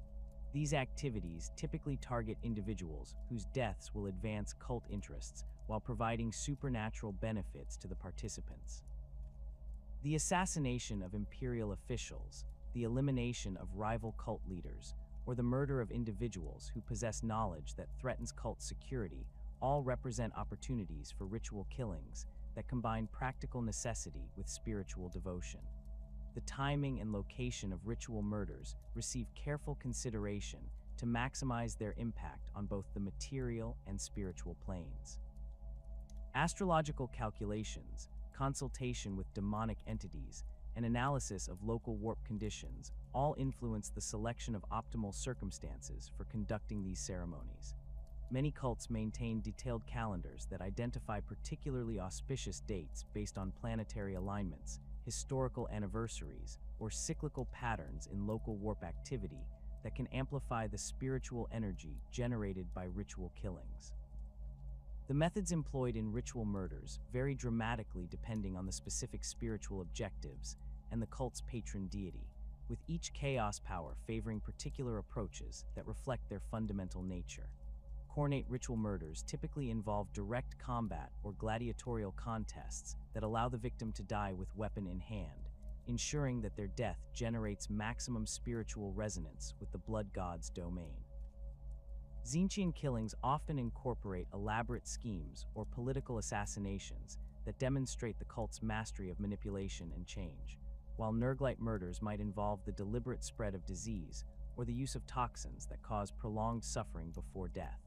Slaaneshi ritual murders pursue the perfect killing, seeking to create deaths that represent artistic achievements in their own right through combinations of aesthetic beauty, emotional intensity, and sensory overwhelm. These ceremonies often require extensive preparation involving the creation of elaborate settings, the composition of musical accompaniments, or the development of exotic poisons that produce specific psychological effects in their victims. The most sophisticated Slaaneshi murder rituals transform the act of killing into performance art that provides transcendent experiences for both participants and observers. The summoning of lesser demons represents one of the most dangerous and ambitious activities undertaken by chaos cults, requiring extensive preparation, significant resources, and participants who possess sufficient spiritual development to survive direct contact with warp entities. These ceremonies seek to create temporary breaches in the barrier between real space and the Imperium that allow demonic beings to manifest physically within the material universe. The successful completion of summoning rituals provides cults with access to supernatural knowledge, enhanced combat capabilities, and direct guidance from entities that serve their patron deities. The preparation for demon summoning begins weeks or months before the actual ceremony, involving the accumulation of specific ritual components, the selection and training of participants, and the identification of suitable locations where the barriers between dimensions are naturally weak or can be artificially compromised. Summoning sites typically feature combinations of natural phenomena and artificial modifications that create optimal conditions for warp manifestation. Underground chambers carved with blasphemous symbols, ancient battlefields where massive bloodshed has occurred, or locations where previous summoning attempts have left permanent psychic scarring, all provide enhanced potential for successful demon manifestation. The ritual circles used in summoning ceremonies incorporate complex geometric patterns that serve to focus and contain the chaotic energies released during the manifestation process. These designs combine mathematical principles derived from forbidden archaeotech with symbolic elements that resonate with specific types of demonic entities. The construction of summoning circles requires precise measurements, exotic materials, and the incorporation of physical components that have been consecrated through previous rituals or exposure to warp energies. Iron filings mixed with sacrificial blood, powdered bones from martyred saints, or crystallized warp energy recovered from psyker corpses all serve as common components in circle construction. The incantations employed during demon summoning represent some of the most dangerous knowledge possessed by chaos cults, as these verbal formulations contain compressed information that can alter reality through direct manipulation of warp energies. The learning and recitation of summoning incantations requires extensive preparation that includes meditation practices designed to attune the speaker's consciousness to demonic frequencies, physical conditioning to survive the strain of channeling supernatural forces, and spiritual preparation that involves progressive corruption through exposure to lesser forms of chaos influence. The physical and psychological demands of participating in demon summoning ceremonies often prove fatal to inadequately prepared cultists, as direct exposure to unfiltered warp energy can cause immediate death, permanent madness, or spontaneous mutation into forms that can no longer sustain life in real space. Experienced cult leaders carefully screen potential participants for evidence of sufficient spiritual corruption, psychic sensitivity, and physical resilience to survive the summoning process. Many cults maintain detailed records of previous summoning attempts that document which types of individuals prove most suitable for different categories of demonic manifestation. The manifestation of greater demons represents the ultimate achievement and greatest danger faced by chaos cults, as these entities possess power levels that can reshape local reality while demanding tribute and servitude that often results in the complete destruction of the summoning cult. Greater demon manifestations require preparation that may span decades, involving the coordination of multiple cult organizations, the accumulation of vast resources, and the performance of preliminary rituals that gradually weaken the barriers between dimensions over extended periods. The successful summoning of a greater demon typically marks the culmination of a cult's existence, as these entities rarely permit their summoners to survive the encounter as independent beings. The binding of greater demons represents an even more dangerous undertaking that has historically resulted in catastrophic failure rates approaching total annihilation of the attempting organizations. The spiritual and material resources required for binding rituals exceed the capabilities of most cult networks, while the knowledge necessary to construct effective containment systems remains among the most closely guarded secrets within chaos hierarchies. The few documented successful binding attempts have required the sacrifice of entire cult organizations, the corruption of multiple planetary populations, and the utilization of archaeotech artifacts whose operation violates fundamental principles of Imperial technology. Sacred sites serve as focal points for cult activities, while providing enhanced access to warp energies that amplify the effectiveness of ritual practices. These locations typically combine natural features that create weak points in the barrier between dimensions with artificial modifications that focus and direct supernatural forces according to cult requirements.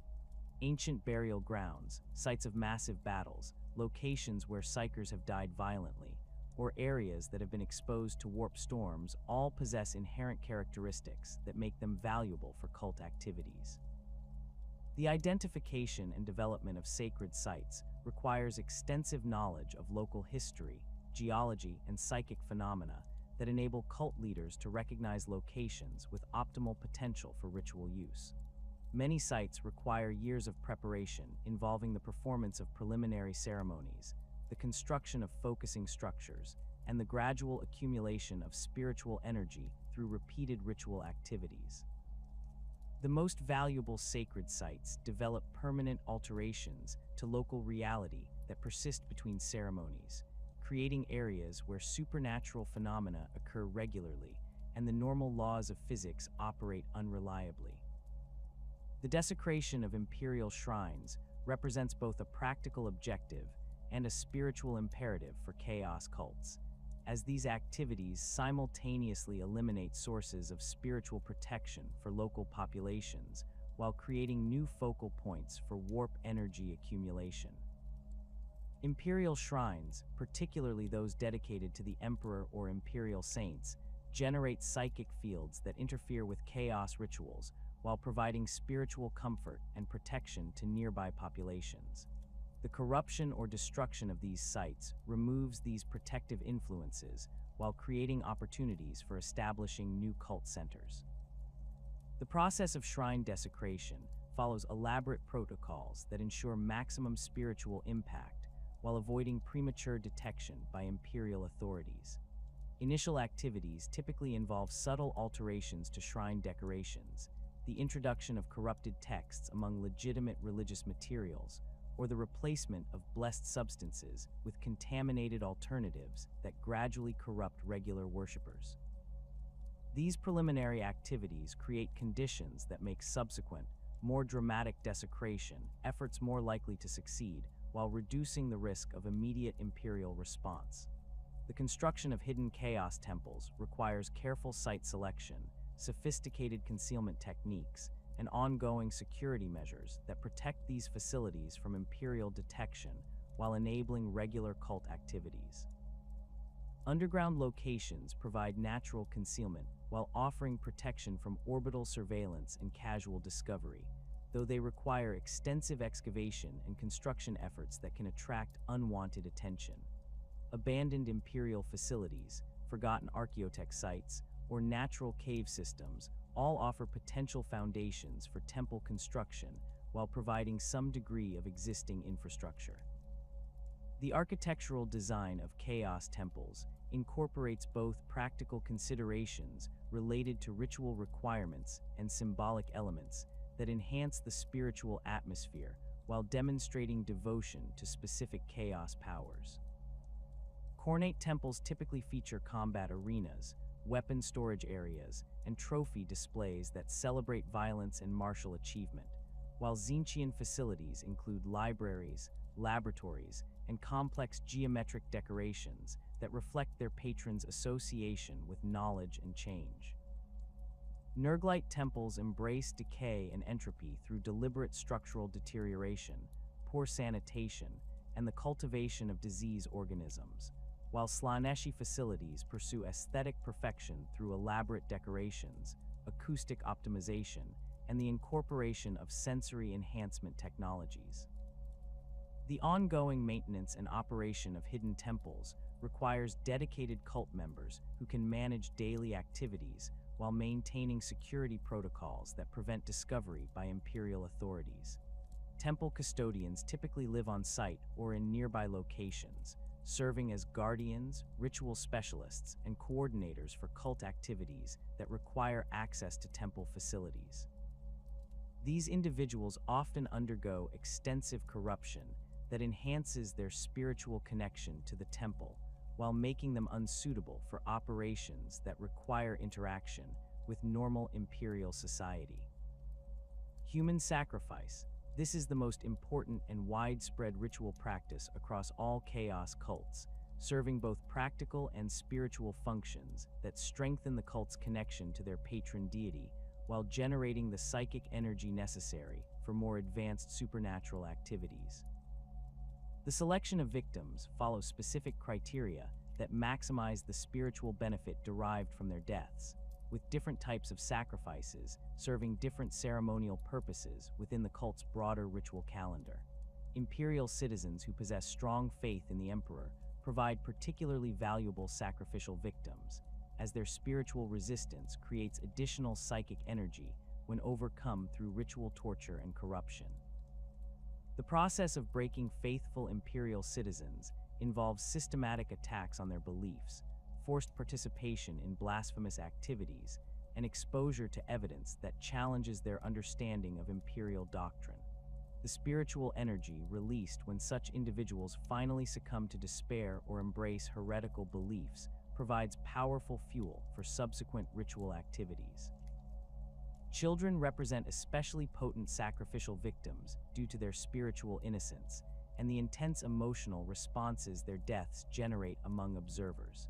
Many cults maintain elaborate procurement networks that acquire children through kidnapping, purchase from criminal organizations, or recruitment from desperate families facing starvation or other extreme hardships. The preparation of child victims often involves extended periods of conditioning designed to maximize their spiritual potential while ensuring their compliance during actual sacrifice ceremonies. The ritual implements used in human sacrifice carry deep spiritual significance that accumulates through repeated use in ceremonial killings. Knives, axes, and other weapons used exclusively for sacrificial purposes develop supernatural properties through exposure to the psychic energy released during victim deaths. The most prized sacrificial weapons include blades that have claimed the lives of Imperial heroes, tools forged from materials with natural connections to warp energies, or ancient artifacts recovered from civilizations that practiced similar dark rites in ages past. The timing of sacrifice ceremonies follows astronomical and spiritual calendars that identify optimal conditions for maximizing the psychic impact of ritual killings. Solar eclipses, planetary alignments, and anniversaries of significant historical events all provide enhanced opportunities for conducting sacrifices that generate maximum spiritual energy. Many cults maintain detailed astronomical records that enable them to predict optimal sacrifice timing years in advance, allowing for elaborate preparation and victim procurement activities. The disposal of sacrificial remains requires careful consideration to prevent Imperial authorities from discovering evidence of cult activities, while ensuring that the spiritual energy released through death continues to benefit the organization. Complete consumption of victims through ritual cannibalism, dissolution in acid baths, or incineration in specially consecrated fires all represent common disposal methods that eliminate physical evidence while maintaining spiritual connections to the deceased. Some cults preserve portions of particularly significant victims as relics that can focus spiritual energy during future ceremonies.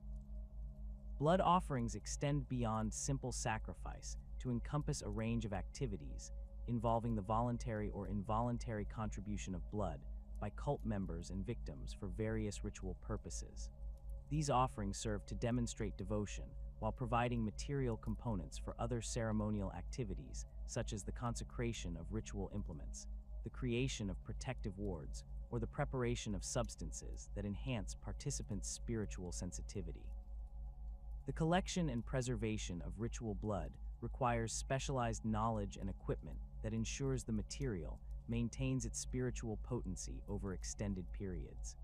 Specially prepared vessels, often carved from human skulls or crafted from materials with natural psychic conductivity, serve to store blood offerings while preventing contamination or degradation that could reduce their ceremonial effectiveness. The most sophisticated cults employ preservation techniques derived from forbidden archaeotech or demonic knowledge that maintain blood samples in perfect condition for years or decades. The application of blood offerings in ritual contexts follows elaborate protocols that maximize their spiritual impact while ensuring proper respect for the spiritual essence contained within the material.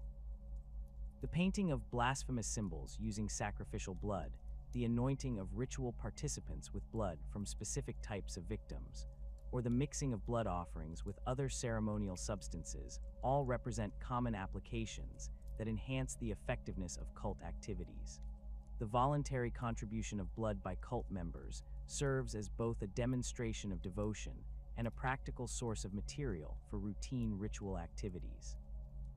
Many cults establish regular schedules for blood collection that ensure adequate supplies while preventing excessive drain on individual members that could compromise their ability to participate in other cult activities. The most dedicated cultists often undergo permanent modifications that facilitate regular blood extraction, including the implantation of collection ports or the surgical alteration of blood vessels to enable easier access. The spiritual significance of blood offerings varies depending on the source, purity, and circumstances surrounding the collection process. Blood freely given by devoted cultists carries different spiritual properties than blood forcibly extracted from unwilling victims, while blood from individuals with specific characteristics such as psychers, nobles, or imperial officials provides enhanced potency for particular types of ritual activities. The most valuable blood offerings come from individuals who possess rare genetic traits, unusual spiritual development, or connections to significant historical events that enhance their psychic resonance. Human sacrifice and blood offerings represent fundamental aspects of chaos worship that serve multiple interconnected purposes within cult organizations, while demonstrating the absolute moral corruption that defines service to the Ruinous Powers. These practices provide practical benefits, including the generation of psychic energy, the demonstration of devotion, and the psychological conditioning of participants, while serving broader spiritual functions that strengthen the cult's connection to their patron deity and enhance their ability to channel supernatural forces in pursuit of their heretical objectives. The prolonged exposure to chaos energies inevitably transforms those who serve the Ruinous Powers, marking their bodies and souls with permanent alterations that reflect their spiritual allegiance, while granting enhanced capabilities that exceed normal human limitations. These transformations occur gradually through repeated participation in ritual activities, direct communion with demonic entities, or simple proximity to areas where the warp's influence has saturated the local environment. The nature and extent of these changes vary dramatically depending on the specific chaos power being served, the individual's spiritual receptivity, and the circumstances surrounding their exposure to corrupting influences. The initial stages of chaos-induced transformation typically manifest as subtle alterations that can be easily concealed beneath clothing or dismissed as natural variations in human physiology. A cultist dedicated to Khorne might develop slightly more prominent canine teeth, enhanced muscle definition, or a tendency toward elevated body temperature that reflects their patron's association with violence and bloodshed. Tzeentchian followers often experience changes in eye coloration, the appearance of unusual birthmarks that form geometric patterns, or alterations in their vocal cords that allow them to produce sounds beyond normal human range. Nurgle's influence manifests through seemingly beneficial changes that actually represent the early stages of spiritual corruption and physical decay. Followers might find themselves immune to common diseases, capable of surviving on minimal nutrition, or able to function normally despite injuries that would incapacitate ordinary humans.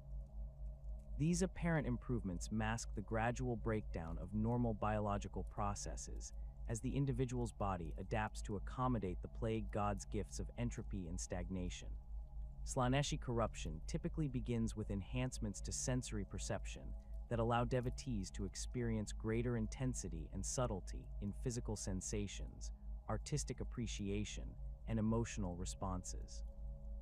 Improved color vision, enhanced tactile sensitivity, or the ability to detect minute variations in sound, taste, or scent all represent common early manifestations of the Dark Prince's influence.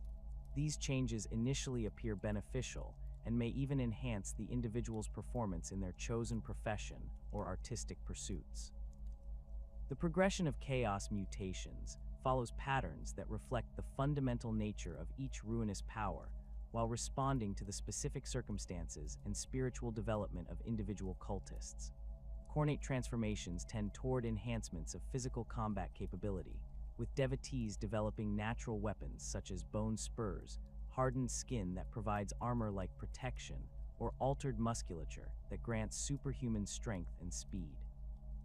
The most dedicated Khornate cultists eventually develop permanent rage states that eliminate their capacity for complex reasoning while maximizing their effectiveness as instruments of violence.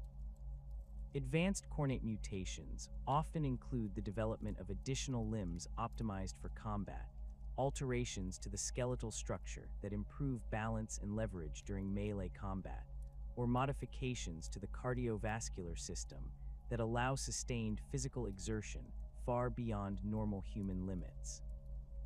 Some devotees develop the ability to enter berserker frenzies that render them immune to pain and fear, while dramatically increasing their combat effectiveness at the cost of tactical awareness and self-preservation instincts.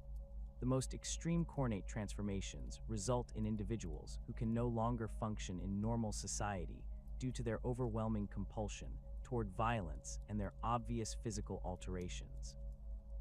These beings retain human intelligence, but find themselves incapable of engaging in any activity that does not involve the spilling of blood or the preparation for combat. Their presence alone can trigger violent outbursts among nearby individuals, as their spiritual corruption generates psychic emanations that amplify aggressive impulses in others. Tzeentchian mutations reflect the changer of ways association with knowledge, transformation, and the manipulation of reality through psychic power. Followers often develop enhanced intellectual capabilities, including improved memory, accelerated learning abilities, or intuitive understanding of complex patterns and relationships. Many Tzeentchian cultists manifest minor psychic talents that allow them to perceive future possibilities, influence the thoughts and emotions of others, or manipulate probability in subtle ways that provide advantages in their personal and professional endeavors.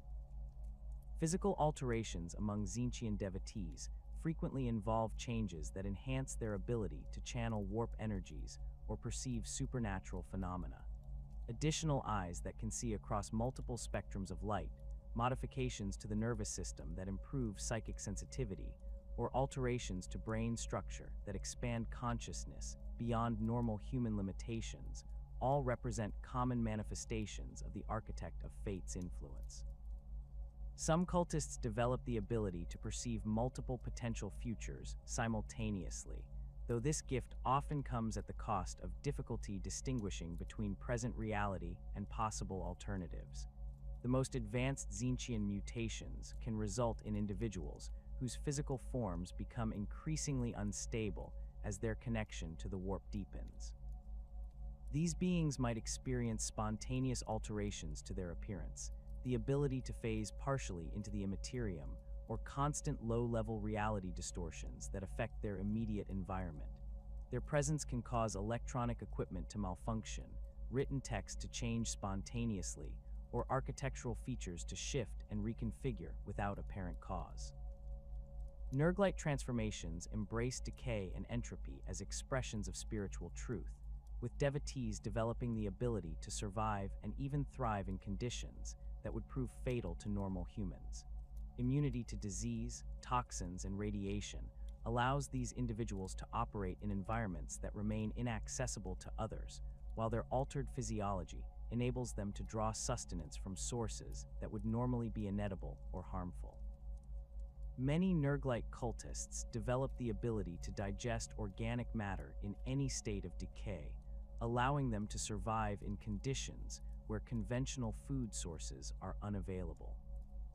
The physical changes associated with Nergal's gifts often include the development of redundant organ systems that provide backup functionality when primary biological processes fail, alterations to skin and muscle tissue that allow continued function despite extensive damage, or modifications to the immune system that transform the individual into a living repository for beneficial diseases. These changes enable Nerglite cultists to serve as carriers and distributors for the plague god's gifts while maintaining their own functionality, despite extensive physical corruption. Advanced Nerglite mutations can result in individuals who have transcended normal biological limitations through the acceptance of entropy as a fundamental principle of existence. These beings might develop the ability to regenerate from seemingly fatal injuries, survive indefinitely without food or water, or exist in states of living decay that would normally be incompatible with consciousness. Their presence often accelerates natural processes of decomposition and decay in their environment, while providing comfort and acceptance to others facing suffering or despair. Slaaneshi mutations pursue the perfection of sensation and experience through modifications that enhance the individual's capacity for pleasure, pain, and aesthetic appreciation. Devotees often develop heightened sensitivity to all forms of stimulation, allowing them to experience ordinary sensations with intensity that approaches transcendent revelation. Enhanced nervous systems, modified sensory organs, or alterations to brain chemistry that amplify emotional responses all represent common manifestations of the Dark Prince's influence. Physical transformations among Slaaneshi cultists frequently focus on the enhancement of beauty, grace, and sensual appeal through modifications that exceed natural human limitations. Improved muscle tone and coordination, enhanced vocal capabilities that allow for superhuman musical performance, or alterations to facial features that create compelling attractiveness, all serve to advance the devotee's pursuit of perfection. Many Slaaneshi followers develop pheromone production capabilities that allow them to influence the emotions and desires of others through biochemical manipulation. The most extreme Slaaneshi mutations result in individuals whose pursuit of perfect sensation has transformed them into beings capable of experiencing and providing stimulation beyond normal human comprehension. These creatures might develop additional sensory organs that perceive forms of beauty invisible to ordinary perception, modifications that allow them to induce specific emotional states in others through touch or proximity, or the ability to create artistic works that produce supernatural effects in their audiences. Chaos marks represent the most significant and recognizable signs of divine favor granted to devoted cultists who have demonstrated exceptional service to their chosen ruinous power. These supernatural brands typically appear as permanent alterations to the recipient's flesh that incorporate symbolic elements associated with their patron deity, while providing tangible benefits that enhance their capabilities in service to chaos. The granting of a chaos mark represents a fundamental transformation that permanently binds the recipient to their chosen power, while marking them as valuable servants worthy of continued investment and protection. The Mark of Khorne manifests as a skull-like brand that typically appears on the recipient's forehead, though it may materialize on other prominent locations, depending on the specific circumstances of its granting. This mark provides the bearer with enhanced combat capabilities, including improved reflexes, increased pain tolerance, and the ability to enter controlled berserker states that maximize their effectiveness in melee combat. Recipients of Khorne's mark often find that their presence alone can inspire bloodlust in nearby allies, while causing fear and hesitation among enemies who recognize the significance of their brand. The supernatural properties of Khorne's mark extend beyond simple combat enhancement to include protection against certain forms of psychic attack and the ability to sense the presence of cowards, psychers, and other individuals whom the blood god considers unworthy opponents. Marked Khornate warriors often develop intuitive understanding of combat tactics and weapon use that allows them to master new forms of warfare with minimal training, while their enhanced aggression ensures that they will never retreat from battle, regardless of the odds they face. The Mark of Tzeentch appears as an ever-changing symbol that shifts between different geometric patterns and colors according to the bearer's current activities and spiritual state. This mark grants enhanced intellectual capabilities, including improved memory, accelerated learning, and intuitive understanding of complex systems and relationships. Recipients often develop minor psychic abilities that allow them to perceive hidden connections, influence probability, or access knowledge that exists beyond normal human understanding. The supernatural benefits provided by Tzeentch's mark include protection against mental domination and the ability to see through illusions and deceptions that would fool ordinary individuals. Marked followers of the Changer of Ways often find that they can anticipate their opponent's actions, recognize patterns and opportunities that others miss, and adapt quickly to changing circumstances through their enhanced understanding of cause and effect relationships.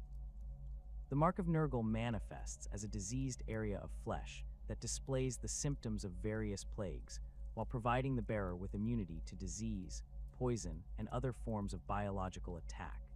This mark grants enhanced resilience that allows the recipient to survive injuries and environmental conditions that would prove fatal to normal humans, while their altered physiology enables them to function effectively despite extensive physical damage or decay.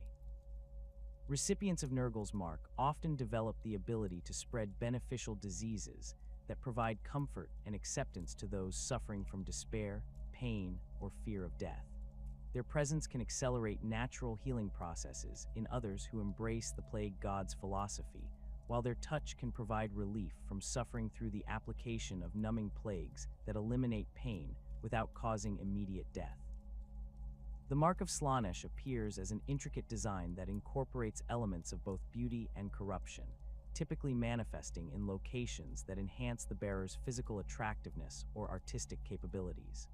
This mark grants enhanced charisma, improved physical coordination, and heightened sensitivity to all forms of sensation that allows the recipient to experience and provide pleasure beyond normal human limitations.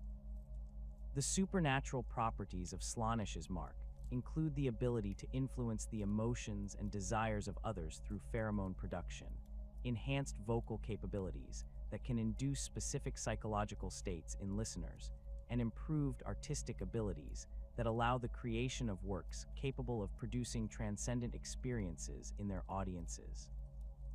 Marked followers of the Dark Prince often find that they can inspire devotion, desire, or artistic inspiration in others, while their enhanced sensitivity allows them to appreciate beauty and sensation at levels that approach divine revelation. The process of receiving a Chaos Mark typically requires years of devoted service, combined with exceptional achievements that demonstrate worthiness for such divine recognition. The granting of marks often occurs during moments of extreme spiritual significance, such as major ritual ceremonies, decisive victories against Imperial forces, or successful completion of tasks that advance the patron deity's agenda. The transformation process itself can prove fatal to individuals whose spiritual development is insufficient to accommodate the supernatural energies involved in the marking process. The social implications of bearing visible chaos marks create significant challenges for cultists who must continue operating within Imperial society while concealing evidence of their corruption. Most marked individuals develop elaborate disguise techniques, including the use of cosmetics, clothing, or minor surgical alterations that hide their brands from casual observation. Some cults maintain specialized facilities where marked members can receive medical treatment or cosmetic modification that allows them to maintain their cover identities despite their obvious spiritual corruption. The accumulation of multiple chaos marks represents both the ultimate achievement and greatest danger faced by devoted cultists, as the conflicting energies of different ruinous powers can create unstable spiritual conditions that threaten the recipient's continued existence. Individuals who receive marks from multiple chaos powers often experience accelerated mutation rates, psychological instability, or spontaneous reality distortions that make normal social interaction impossible. The most successful multi-marked cultists learn to balance the competing influences of their various patrons while using their enhanced capabilities to advance the cause of chaos undivided. Spawndom represents the ultimate fate awaiting cultists who accumulate too many mutations, displease their patron deity, or attempt to channel more chaos energy than their physical and spiritual forms can accommodate.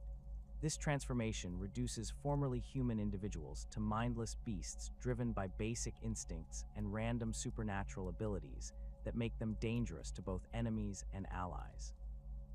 The process of spawning typically occurs suddenly and without warning, though experienced cultists learn to recognize the early signs that indicate an individual is approaching this terminal state of corruption.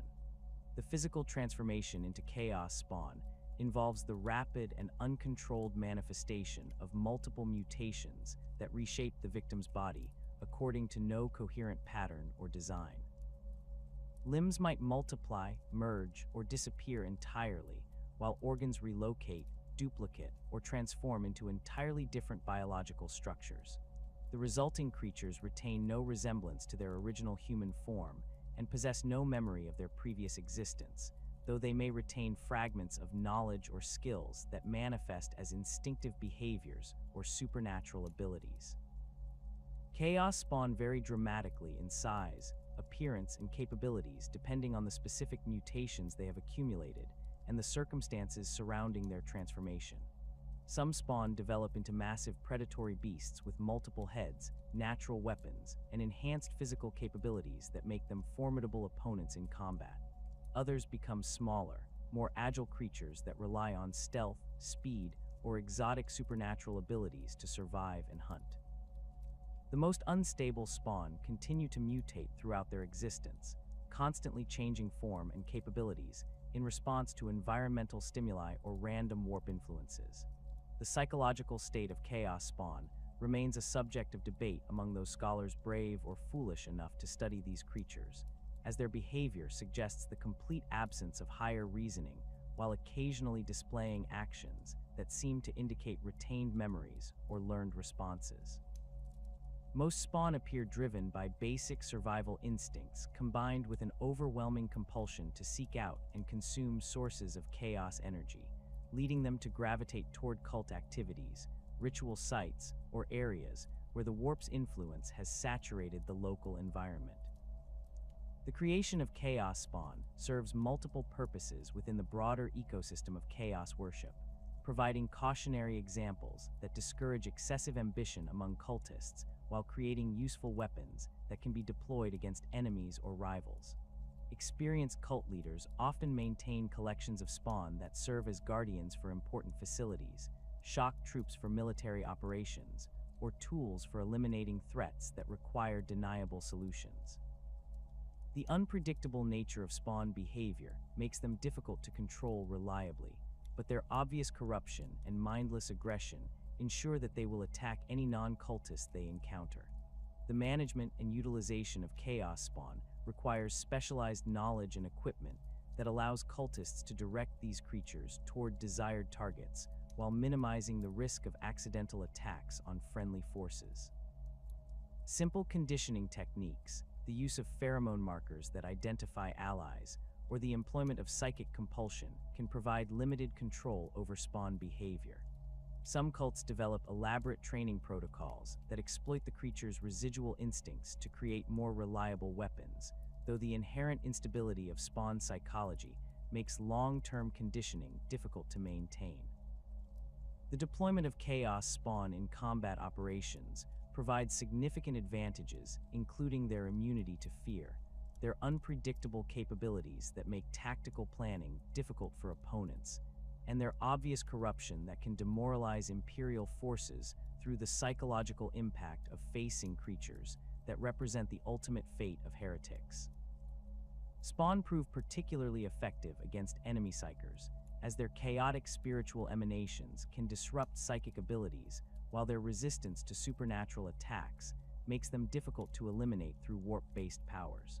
The disposal of unwanted or uncontrollable chaos spawn presents ongoing challenges for cult organizations, as these creatures cannot be simply killed and discarded without risking exposure to Imperial authorities. The obvious signs of mutation and corruption displayed by spawn corpses would immediately identify their supernatural origin and trigger extensive investigations that could compromise entire cult networks. Most organizations develop protocols for spawn disposal that involve complete incineration, dissolution in acid, or transportation to remote locations where the creatures can be abandoned without risk of discovery. The study of chaos spawn provides valuable insights into the mechanisms of chaos corruption and the limits of human adaptability to warp influence, though such research requires extreme caution due to the psychological and spiritual dangers involved in prolonged exposure to these creatures. Some Tzeentchian cults maintain detailed records of spawn transformations that document the specific mutations and circumstances that lead to spawning, using this information to better understand the progression of chaos corruption and to identify early warning signs that indicate when cultists are approaching dangerous levels of mutation. The most insidious threat posed by chaos cults lies not in their overt acts of rebellion or demonic summoning, but in their systematic penetration of the very institutions that form the backbone of Imperial civilization. These organizations represent millennia of accumulated authority, infrastructure, and social control that enable the Imperium to maintain order across 1,000,000 worlds. When corruption takes root within these foundational structures, the damage extends far beyond the immediate actions of individual cultists, creating cascading failures that can destabilize entire sectors while providing heretical organizations with access to resources, information, and authority that would otherwise remain forever beyond their reach. The Adeptus Administratum presents perhaps the most attractive target for cult infiltration due to its vast scope, complex bureaucratic procedures, and the natural ambitions of individuals seeking advancement within its labyrinthine hierarchy. The sheer scale of Imperial administration creates countless opportunities for corruption to take hold undetected, as the millions of clerks, scribes, and officials who process the Imperium's endless paperwork operate with minimal oversight, while handling information and resources that could prove invaluable to heretical organizations. A single corrupted tax assessor can redirect vast quantities of wealth toward cult activities through subtle manipulation of tithe calculations, while a compromised shipping coordinator can arrange for the transportation of forbidden materials or personnel without triggering security protocols designed to detect such activities. The recruitment of administratum personnel typically begins with the identification of individuals whose personal circumstances or professional frustrations make them vulnerable to alternative approaches to advancement or problem solving. Mid-level bureaucrats who have spent decades processing forms and managing records while watching less competent colleagues receive promotions due to political connections often harbor resentments that can be exploited by patient cult recruiters. These officials possess detailed knowledge of Imperial procedures, access to sensitive information, and the authority to make decisions that affect thousands or millions of Imperial citizens, making them exceptionally valuable assets for organizations seeking to undermine Imperial authority from within. The gradual corruption of administratum officials follows patterns that mirror the broader spiritual seduction employed by chaos cults, beginning with seemingly innocent assistance that addresses legitimate professional or personal concerns. A cult member posing as a helpful colleague might provide information that enables a struggling administrator to resolve persistent problems with their department's budget allocations, or offer connections that facilitate the processing of paperwork that has been delayed by bureaucratic inefficiency. These initial interventions create positive associations with the cult while demonstrating their ability to provide practical benefits that legitimate Imperial channels cannot match.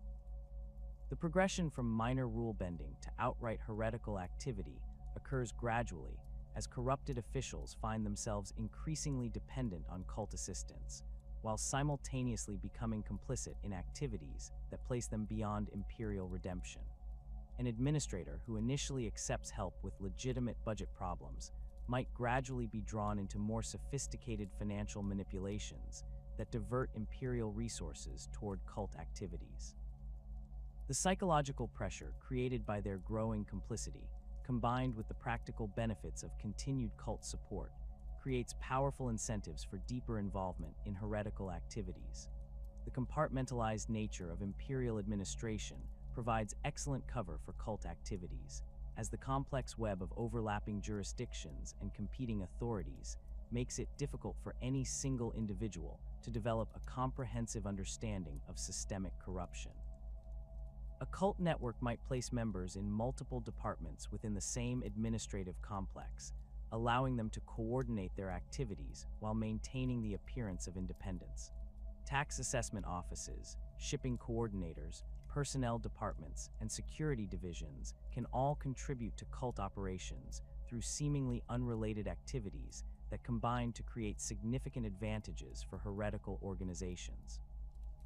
The most sophisticated administratum infiltrations involve the placement of cult members in positions where they can influence the selection and promotion of other personnel, creating opportunities to gradually increase cult representation within specific departments or facilities.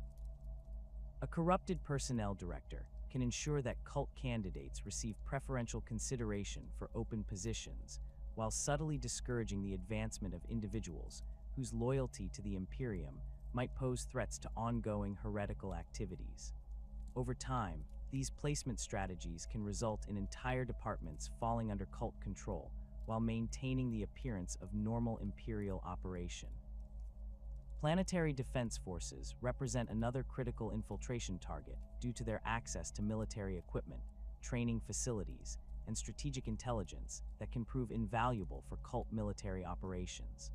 The recruitment of PDF personnel typically focuses on individuals who have become disillusioned with Imperial military doctrine, frustrated by inadequate equipment or training, or embittered by poor treatment from superior officers. These soldiers often possess combat experience, weapons training, and knowledge of Imperial military procedures that make them valuable assets for cult organizations planning armed resistance or terrorist activities. The corruption of PDF units often begins with the introduction of seemingly beneficial modifications to training procedures, equipment maintenance protocols, or tactical doctrines that appear designed to improve unit effectiveness while actually serving cult objectives. A Khornate infiltrator might advocate for more aggressive combat training that emphasizes close quarters fighting and personal combat prowess, gradually conditioning unit members to embrace violence as an end in itself rather than a tool for achieving strategic objectives. Tzeentchian cultists might introduce tactical innovations that require complex coordination and information sharing, creating opportunities to establish communication networks that can be used for heretical purposes. The gradual subversion of military discipline within corrupted PDF units creates conditions that facilitate broader cult recruitment while undermining the effectiveness of Imperial military response to heretical activities. Soldiers who have been conditioned to question orders, pursue personal glory, or prioritize unit loyalty over Imperial doctrine become more susceptible to cult recruitment while simultaneously becoming less reliable as defenders of Imperial authority. The most successful PDF infiltrations result in entire units that maintain the appearance of loyalty while actually serving cult interests through their responses to security threats or military operations. Local government structures provide cult infiltrators with access to political authority, law enforcement resources, and administrative control over civilian populations that can be leveraged to advance heretical objectives while suppressing Imperial resistance.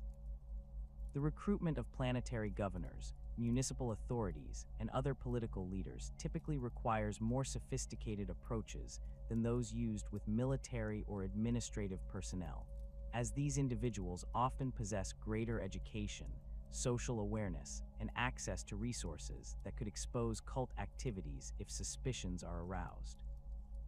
The corruption of political leaders often involves the gradual introduction of advisors, consultants, or staff members who provide genuinely useful services while slowly introducing perspectives and recommendations that serve cult interests.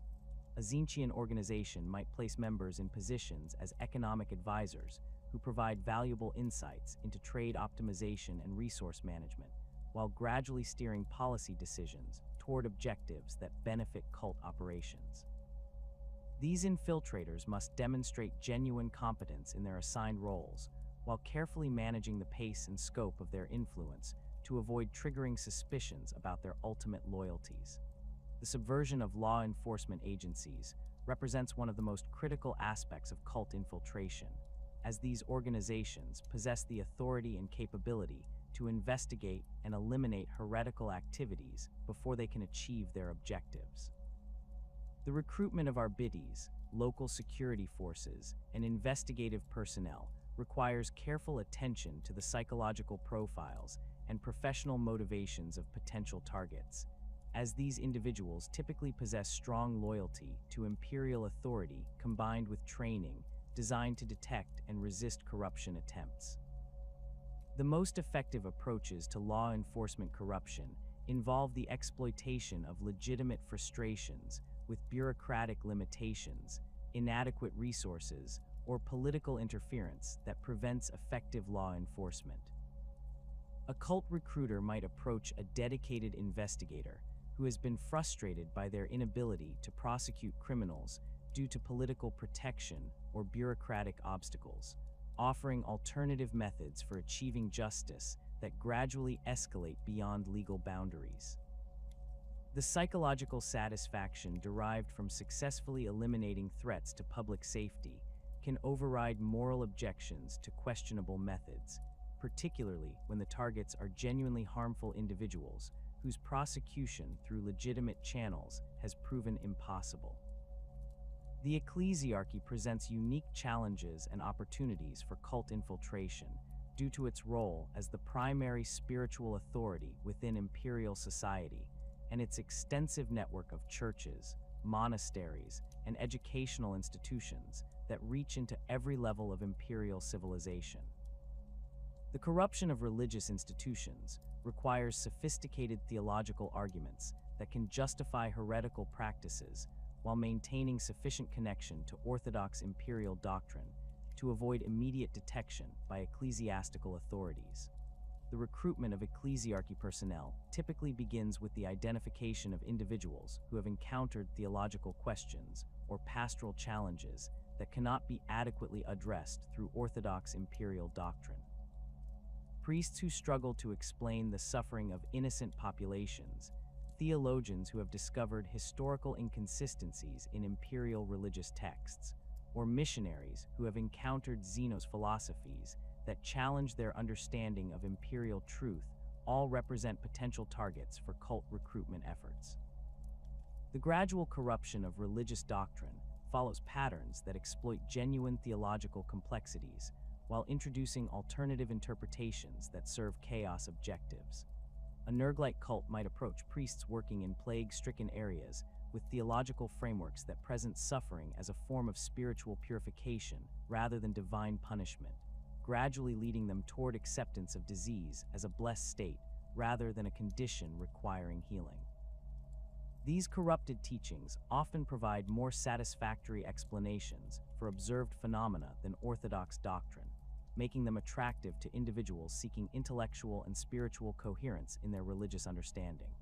The establishment of heretical interpretations within religious institutions requires careful attention to the pace and scope of doctrinal innovation to avoid triggering investigations by ecclesiastical authorities trained to detect theological deviation. The most successful religious corruption involves the gradual modification of existing practices rather than the introduction of obviously heretical elements, allowing corrupted institutions to maintain their official status while serving cult objectives. Prayer services that incorporate subtle modifications to traditional liturgies, charitable activities that serve as cover for cult recruitment, or educational programs that introduce questionable historical perspectives all represent approaches that can advance heretical objectives while maintaining plausible deniability. The corruption of false prophets represents a particularly insidious form of religious infiltration, as these individuals can leverage genuine spiritual authority and popular devotion to advance cult objectives while maintaining the appearance of orthodox imperial faith. The identification and cultivation of potential false prophets requires extensive knowledge of local religious conditions, popular grievances, and spiritual needs that can be addressed through alternative religious approaches. The development of false prophetic movements typically begins with individuals who possess genuine charisma and spiritual insight, but lack the theological education or institutional support necessary to advance their religious careers through orthodox channels. These individuals often emerge from populations facing genuine hardship or spiritual crisis, making them naturally attractive to desperate populations seeking divine intervention in their circumstances. Cult recruiters can provide these emerging prophets with theological frameworks, material support, and organizational assistance that enables them to build substantial followings while gradually introducing heretical elements into their teachings. The subversion of merchant guilds and trade cartels provides cult organizations with access to vast financial resources, transportation networks, and commercial intelligence that can support heretical activities across multiple star systems. The recruitment of commercial leaders typically focuses on individuals whose business interests have been threatened by imperial regulations, trade restrictions, or competition from politically connected rivals. These merchants often possess extensive knowledge of interplanetary commerce, established relationships with suppliers and customers across multiple worlds, and the financial resources necessary to support large-scale cult operations. The corruption of commercial organizations often begins with offers of assistance that address legitimate business challenges through methods that skirt imperial regulations without obviously violating established law. A cult member with connections to corrupt administratum officials might help a struggling merchant obtain favorable tax assessments or expedited processing for trade permits, creating positive associations with cult assistants while demonstrating their ability to circumvent bureaucratic obstacles that hinder legitimate business activities. The gradual escalation from regulatory circumvention to outright criminal activity follows patterns that mirror other forms of cult corruption, with each successful intervention creating precedents for more serious violations while increasing the merchant's dependence on cult support. A trader who initially accepts help with customs documentation might gradually become involved in smuggling operations that transport cult personnel, forbidden materials, or weapons across Imperial borders. The financial benefits of these illegal activities, combined with the practical impossibility of returning to legitimate commerce after becoming complicit in serious crimes, create powerful incentives for continued cooperation with cult objectives. Industrial complexes represent particularly valuable targets for cult infiltration due to their role in producing the manufactured goods, military equipment, and technological systems that support Imperial civilization. The corruption of factory managers, engineering supervisors, and technical specialists can result in the diversion of production capacity toward cult objectives, while simultaneously undermining the Imperial military's access to reliable equipment and supplies. The recruitment of industrial personnel typically focuses on individuals who possess technical expertise, combined with frustrations about working conditions, advancement opportunities, or the quality of equipment and materials provided by Imperial suppliers. Skilled engineers who have been assigned to manage obsolete equipment, production supervisors who lack the resources necessary to meet their assigned quotas, or technical specialists whose innovations have been ignored by hidebound management, all represent potential targets for cult recruitment efforts. The subversion of industrial facilities often involves the gradual introduction of modifications to production processes, quality control procedures, or supply chain management that serve cult objectives while maintaining the appearance of legitimate industrial operation. A corrupted production manager might authorize the manufacture of additional equipment beyond official quotas, with the surplus being diverted to cult stockpiles through falsified shipping records. Quality control supervisors might approve equipment that has been deliberately sabotaged or modified to fail at critical moments, undermining Imperial military effectiveness while providing cult forces with advantages during armed conflicts. Academic institutions provide cult organizations with access to forbidden knowledge, research capabilities, and populations of educated individuals whose intellectual curiosity makes them susceptible to heretical recruitment. The corruption of universities, research facilities, and educational institutions requires sophisticated approaches that can exploit genuine scholarly interests while gradually introducing perspectives and methodologies that serve chaos objectives. The recruitment of academic personnel typically begins with the identification of scholars whose research has encountered questions or problems that cannot be adequately addressed through orthodox Imperial knowledge systems. Historians who have discovered inconsistencies in official Imperial records, archaeologists who have uncovered artifacts that challenge established timelines, or theoretical researchers whose work suggests possibilities that violate Imperial doctrine all represent potential targets for cult recruitment efforts. The gradual corruption of academic research follows patterns that exploit the natural progression of scholarly inquiry while introducing forbidden knowledge sources that provide more satisfactory answers to legitimate questions. A Tzeentchian cult might provide a struggling historian with access to ancient texts that clarify confusing aspects of Imperial history, while gradually introducing materials that challenge fundamental assumptions about the Emperor's nature or the circumstances surrounding the Imperium's founding. These knowledge sources often prove more intellectually satisfying than orthodox alternatives, creating psychological dependence that facilitates deeper involvement in heretical activities. Tech adepts represent particularly valuable targets for cult infiltration due to their access to advanced technology, manufacturing capabilities, and forbidden knowledge that could prove invaluable for cult operations. The recruitment of Mechanicus personnel requires careful attention to their unique psychology and cultural background, as these individuals have undergone extensive conditioning designed to suppress emotional responses and maintain absolute loyalty to the Omnissiah. The corruption of tech adepts often begins with exposure to archaeotech or xenotech that challenges their understanding of orthodox Imperial technology while suggesting possibilities for advancement beyond current Mechanicus doctrine. A tech adept who discovers standard template construct fragments that describe manufacturing processes unknown to current Imperial science, or who encounters Xeno's technology that demonstrates capabilities exceeding Imperial equivalents, may find themselves questioning the completeness of orthodox Mechanicus knowledge. The dangerous allure of forbidden archaeotech represents one of the most significant vulnerabilities faced by technically minded Imperial citizens, as the discovery of advanced technology from humanity's past can provide immediate practical benefits, while gradually exposing the discoverer to corrupting influences that were embedded in the original designs by their creators.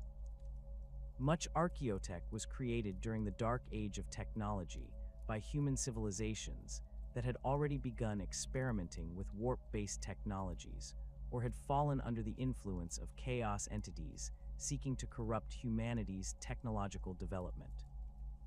The study and utilization of forbidden archaeotech requires extensive technical knowledge combined with spiritual protection that most Imperial citizens lack, making researchers vulnerable to gradual corruption through prolonged exposure to devices that incorporate chaos influences in their fundamental design principles.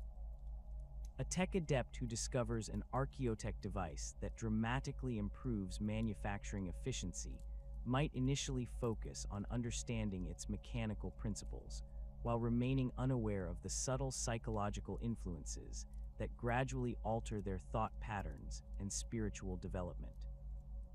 Xenotech presents similar dangers combined with additional risks related to exposure to alien thought patterns and technological philosophies that can undermine human psychological stability while introducing concepts that violate fundamental Imperial doctrine about humanity's place in the galaxy. The study of Tau technology exposes researchers to philosophical frameworks that emphasize collective advancement over individual achievement, while Eldar artifacts often incorporate psychic elements that can influence human consciousness in ways that serve alien objectives rather than Imperial interests. The gradual corruption of technical personnel through exposure to forbidden technology follows patterns that exploit natural curiosity and professional ambition, while slowly introducing heretical concepts that reshape the individual's understanding of reality and their place within the Imperial system. The most dangerous forbidden technologies are those that provide genuine benefits or capabilities that exceed Imperial equivalents, as these advantages create practical incentives for continued use despite growing awareness of their corrupting influences. The arsenal of chaos cults extends far beyond conventional weapons and equipment, encompassing a vast collection of cursed artifacts, demon-possessed implements, and forbidden technologies that blur the boundaries between the material and immaterial realms. These items serve not merely as tools of war, but as conduits for the raw power of the warp, each carrying its own malevolent consciousness and demanding terrible prices from those who dare to wield them. The acquisition, maintenance, and deployment of such weapons requires extensive knowledge of both their practical capabilities and the spiritual dangers they present to their users and anyone unfortunate enough to face them in combat. Demon weapons represent the pinnacle of chaos armaments, created through the binding of warp entities into physical forms that can interact directly with the material universe. These weapons possess genuine intelligence and malevolent personality, often displaying preferences for particular types of combat, specific categories of victims, or elaborate methods of killing that satisfy their supernatural hunger for violence and suffering. The creation of demon weapons requires master craftsmen who possess not only exceptional technical skill, but also the spiritual fortitude necessary to survive the binding process and the ongoing relationship with the imprisoned entity. The forging of demon weapons typically begins with the selection of base materials that possess natural affinity for warp energies, including metals that have been exposed to warp storms, alloys created from ore mined on demon worlds, or substances that have absorbed psychic energy through prolonged exposure to battle or ritual activity. The most prized demon weapon materials include steel recovered from the hulks of ships that have traveled through the Eye of Terror, iron extracted from meteorites that originated within warp storms, or precious metals that have been consecrated through the sacrifice of powerful psykers or notable Imperial heroes. The binding ritual itself represents one of the most dangerous procedures attempted by chaos cults, requiring the summoning of a demon entity combined with complex binding protocols that force the creature into permanent residence within the weapon's physical structure. The demon must be powerful enough to provide meaningful enhancement to the weapon's capabilities, while remaining weak enough that the binding can be maintained indefinitely without the entity breaking free to possess its wielder or escape into the broader environment. The selection of appropriate demons requires extensive knowledge of warp hierarchies, entity classifications, and the specific characteristics that determine binding compatibility. The psychological relationship between demon weapon wielders and their possessed armaments creates unique challenges that extend far beyond simple weapon maintenance or combat technique. Each demon weapon possesses its own personality, preferences, and agenda that may align with or conflict with its wielder's objectives, creating ongoing negotiations between human ambition and demonic desire. Some demon weapons prove cooperative partners that enhance their wielder's capabilities while providing tactical advice and supernatural insight, while others engage in constant psychological warfare designed to corrupt or dominate their human hosts. The feeding requirements of demon weapons vary dramatically depending on the specific entity bound within the weapon and the circumstances surrounding its creation, but most require regular offerings of blood, souls, or spiritual energy to maintain their supernatural properties. A demon sword might demand the blood of a worthy opponent after each battle, while a possessed bolter could require the sacrifice of innocent civilians to replenish its ammunition with spiritually charged rounds. The failure to satisfy these requirements typically results in the weapon becoming inert or, in extreme cases, turning against its wielder in supernatural fury. The combat capabilities provided by demon weapons exceed those of conventional armaments through combinations of enhanced physical properties and supernatural effects that violate natural law. A demon blade might cut through ceramite armor as easily as flesh, while simultaneously draining the life force of its victims, or a possessed plasma weapon could fire shots that ignore energy shields while seeking their targets with supernatural accuracy.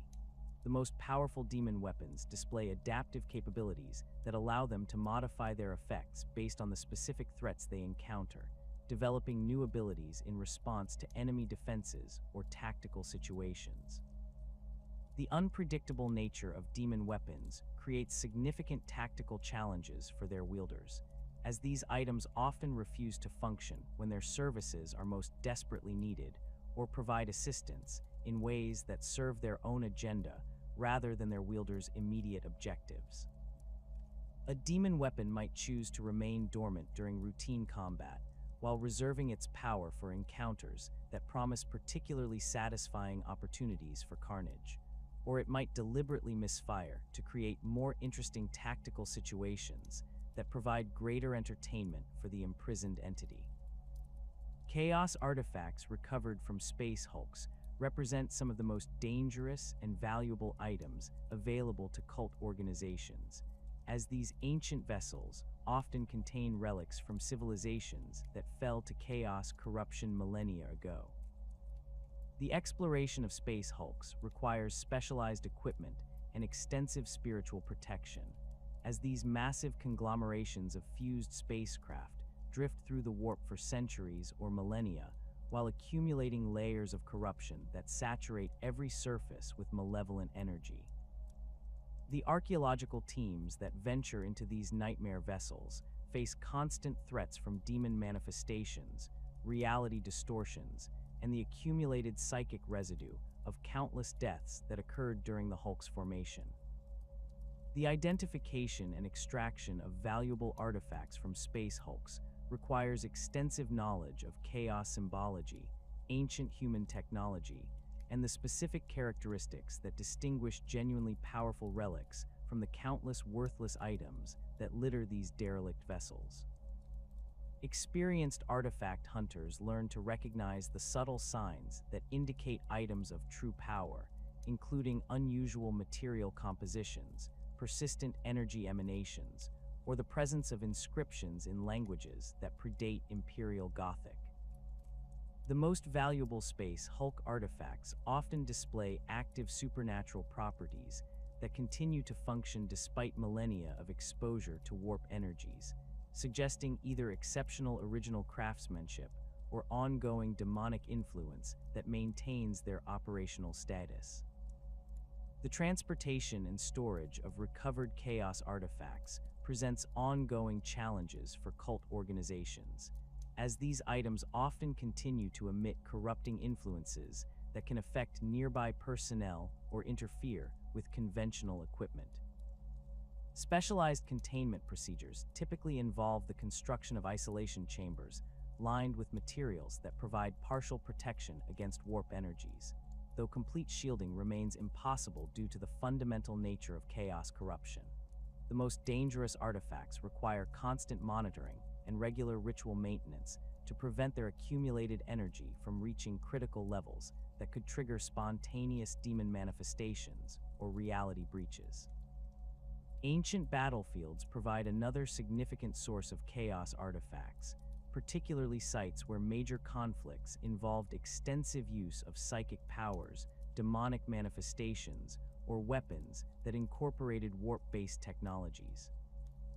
The psychic residue generated by mass casualties, combined with the spiritual energy released through acts of extreme violence or desperation, creates conditions where ordinary objects can spontaneously develop supernatural properties through prolonged exposure to concentrated emotional trauma.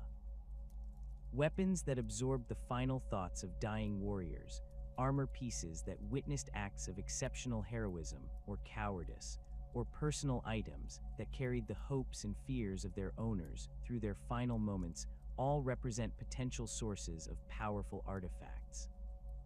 The excavation of ancient battlefields requires careful attention to both archaeological methodology and spiritual protection, as the disturbing of sites where massive trauma occurred can trigger psychic phenomena that threaten the sanity and safety of excavation teams.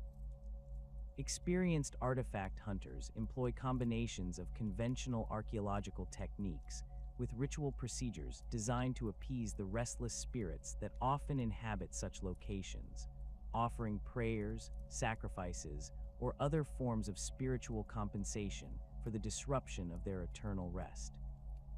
The most successful battlefield excavations involve extensive preliminary research that identifies specific locations where significant events occurred, allowing teams to focus their efforts on areas most likely to contain items of genuine power. Pre-Imperial human civilizations that fell to chaos corruption during the Age of Strife left behind vast quantities of artifacts that combine advanced technological capabilities with deep spiritual contamination accumulated through centuries of heretical worship.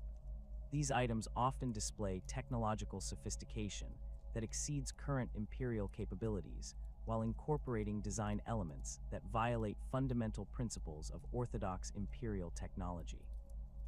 The study of such artifacts provides valuable insights into alternative approaches to technological development, while exposing researchers to corrupting influences that gradually undermine their loyalty to Imperial doctrine. The most dangerous pre-Imperial artifacts are those that were created specifically for ritual purposes by civilizations that had achieved deep understanding of warp manipulation and demon summoning.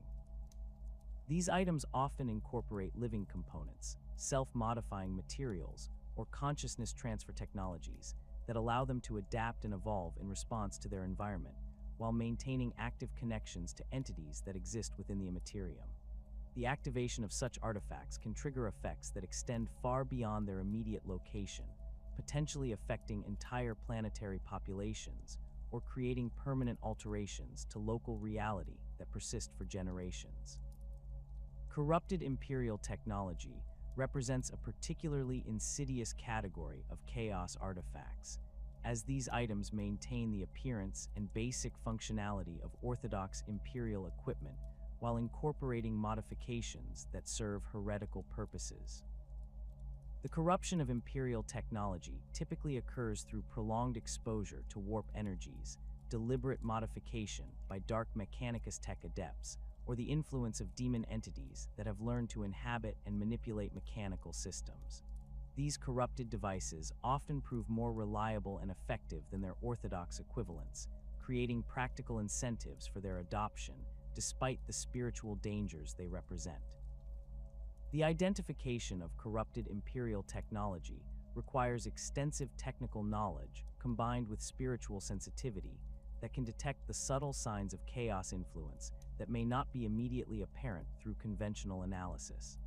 Experienced tech adepts learn to recognize anomalous power consumption patterns, unusual material compositions, or operational characteristics that exceed normal Imperial specifications as potential indicators of corruption. The most sophisticated corrupted technologies incorporate self-concealment features that hide their true nature from casual inspection, while revealing their enhanced capabilities only to users who demonstrate appropriate spiritual corruption or knowledge of activation procedures.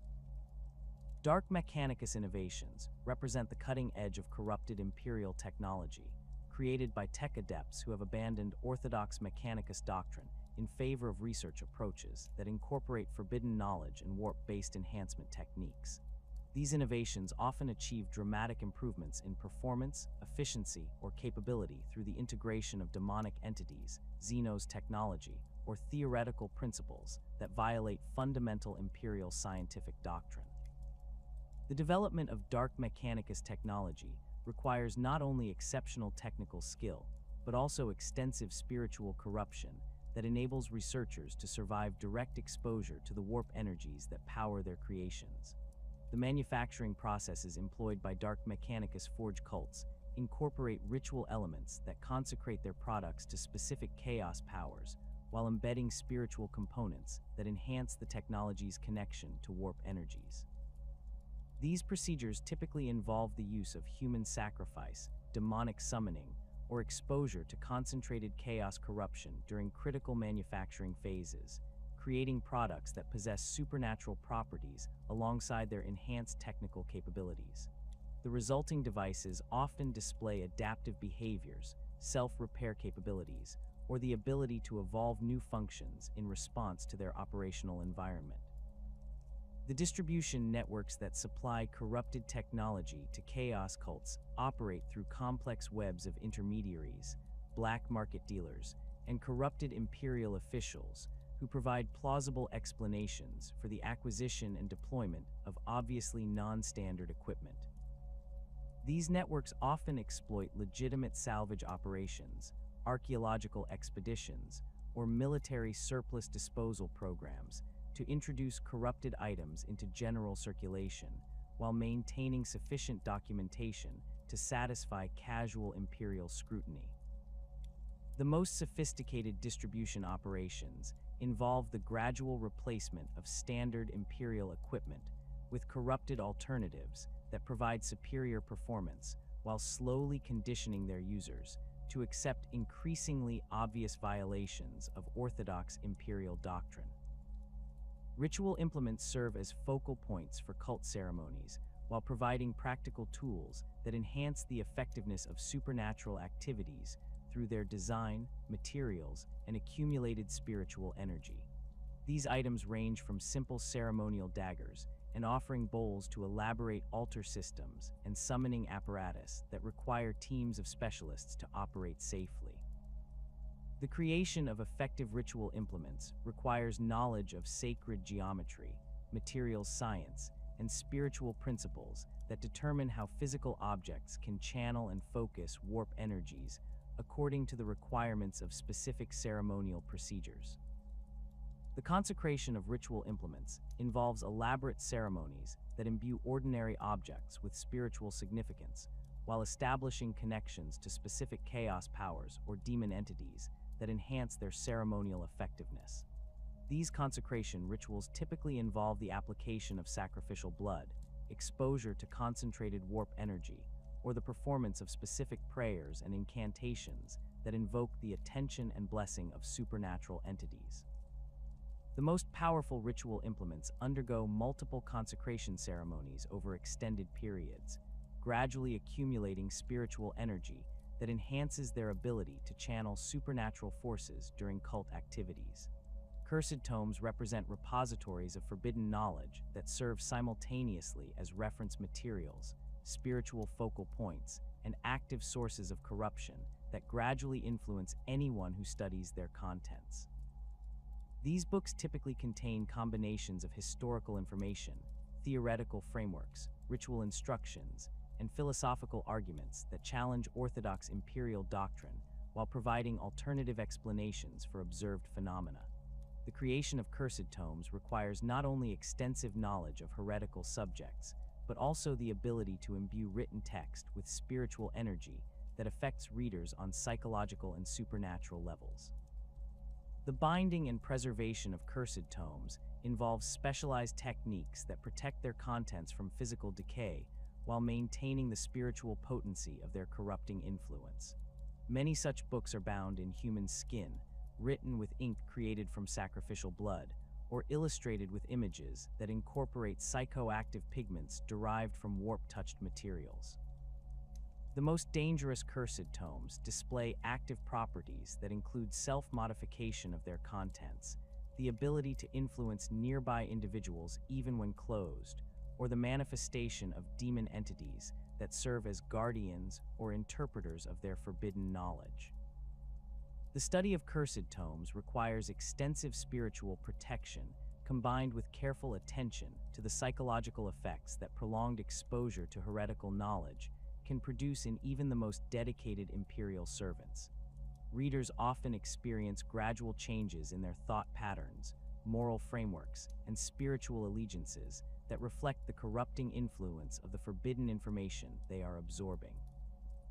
The most insidious cursed tomes present their heretical content through logical arguments and compelling evidence that gradually undermines the reader's faith in imperial doctrine, while providing alternative belief systems that seem more intellectually satisfying or emotionally appealing.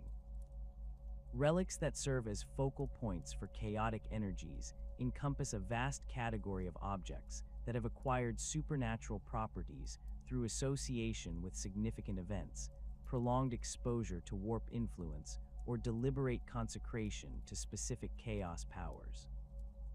These items often appear unremarkable to casual observation, while possessing powerful abilities that manifest only under specific conditions, or when activated by individuals who possess appropriate knowledge or spiritual development. The identification and utilization of such relics requires extensive experience with chaos artifacts combined with intuitive understanding of the subtle signs that indicate genuine supernatural potency.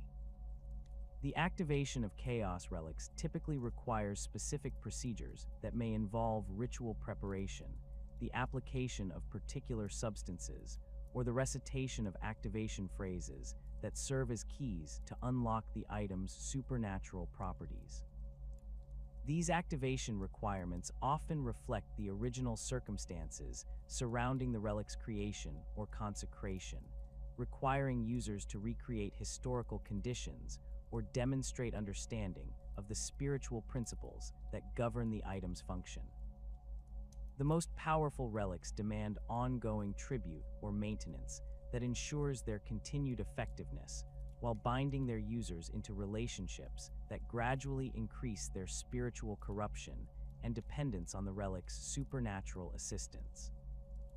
The Imperium's response to the ever-present threat of chaos corruption represents one of the most complex and resource-intensive operations undertaken by Imperial institutions, requiring coordination between multiple organizations whose methods, priorities, and operational doctrines often conflict with each other.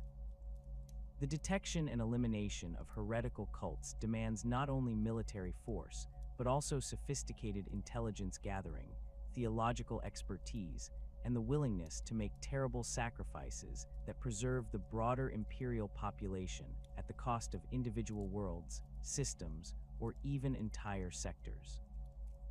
The scale and persistence of chaos infiltration throughout Imperial society ensures that this struggle remains constant, with new threats emerging even as existing ones are eliminated through the application of overwhelming force or surgical precision. The Ordo Malleus stands as the Imperium's primary weapon against demonic incursions and the chaos cults that facilitate such manifestations, operating with authority that transcends normal Imperial hierarchies while maintaining access to resources and knowledge that remain forbidden to other Imperial institutions. Inquisitors of the Ordo Malleus undergo specialized training that encompasses not only conventional investigative techniques, but also extensive education in demonology, warp theory, and the specific methodologies required to combat supernatural threats without succumbing to the corrupting influences they seek to eliminate.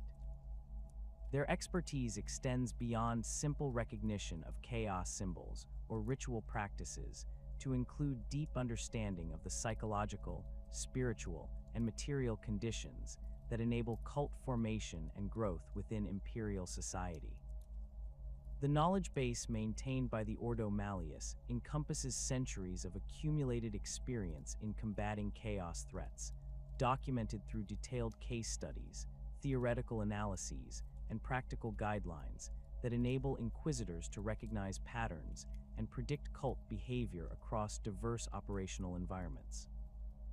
This institutional memory includes comprehensive databases of known chaos symbols, ritual practices, recruitment techniques, and organizational structures that provide starting points for investigations, while highlighting the specific indicators that distinguish genuine heretical activity from innocuous civilian behavior or legitimate religious practices. The most experienced Malleus inquisitors develop intuitive understanding of cult psychology that allows them to anticipate heretical strategies and counter moves, though such expertise requires years of direct exposure to chaos corruption that inevitably leaves permanent marks on their psyche and spiritual development. The specialized equipment employed by Ordo Malleus operatives reflects their unique operational requirements, incorporating both advanced Imperial technology and carefully controlled applications of forbidden knowledge that enable them to combat supernatural threats on equal terms. Consecrated weapons blessed by the most senior ecclesiarchy authorities provide enhanced effectiveness against demonic entities, while offering some protection against the corrupting influences that emanate from prolonged contact with chaos artifacts or possessed individuals.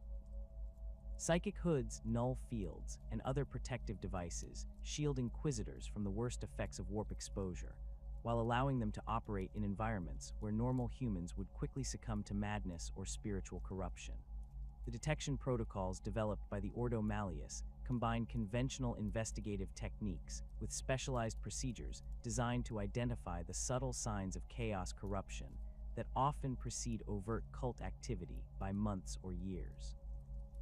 These methods include analysis of statistical anomalies in crime rates, disease patterns, or administrative efficiency that might indicate supernatural influence, combined with direct psychic scanning of suspected individuals or locations using sanctioned psychers trained specifically for counter-chaos operations. The most sophisticated detection systems incorporate automated monitoring of communication networks, financial transactions, and shipping manifests that can identify patterns consistent with cult resource acquisition or coordination activities. Inquisitorial investigation methods employed against chaos cults must balance the need for thorough intelligence gathering against the spiritual dangers posed by prolonged exposure to heretical influence, requiring careful management of personnel exposure while ensuring that investigations remain sufficiently comprehensive to identify all aspects of cult operations. The compartmentalized nature of most cult organizations demands patient surveillance and infiltration efforts that can span years or decades, gradually mapping organizational structures and identifying key personnel, while avoiding premature action that could allow important cult members to escape or activate contingency plans that might include demonic summoning or terrorist attacks. The interrogation techniques employed by Ordo Malleus personnel incorporate both conventional methods and specialized procedures designed to extract information from individuals who may be under demonic influence or whose memories have been altered through exposure to warp energies.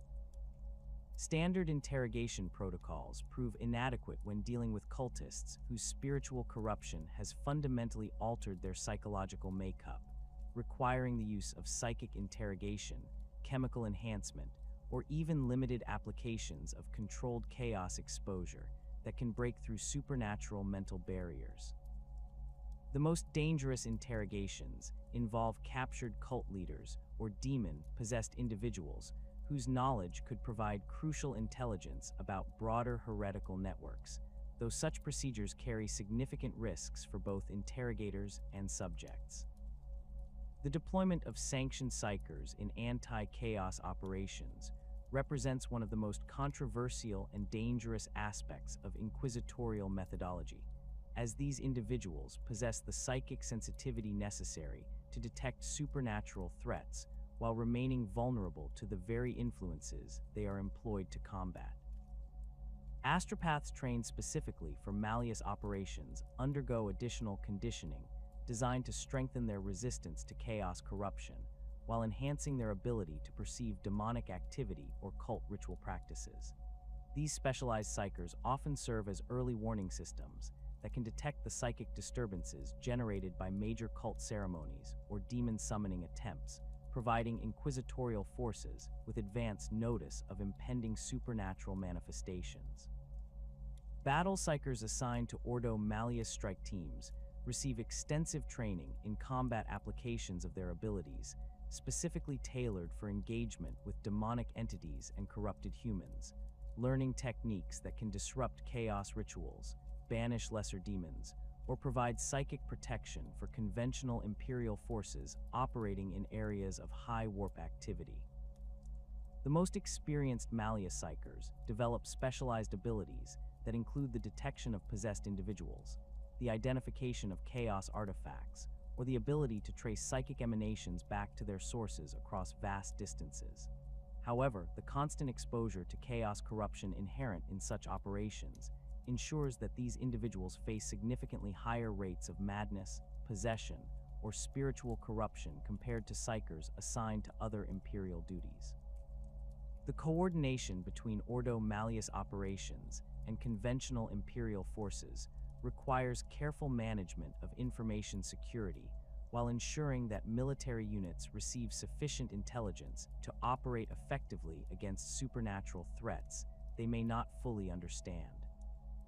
Most Imperial Guard regiments lack the training or equipment necessary to combat demon manifestations or heavily corrupted cultists, requiring inquisitorial forces to provide specialized support while maintaining operational security that prevents sensitive information about chaos capabilities from spreading beyond authorized personnel.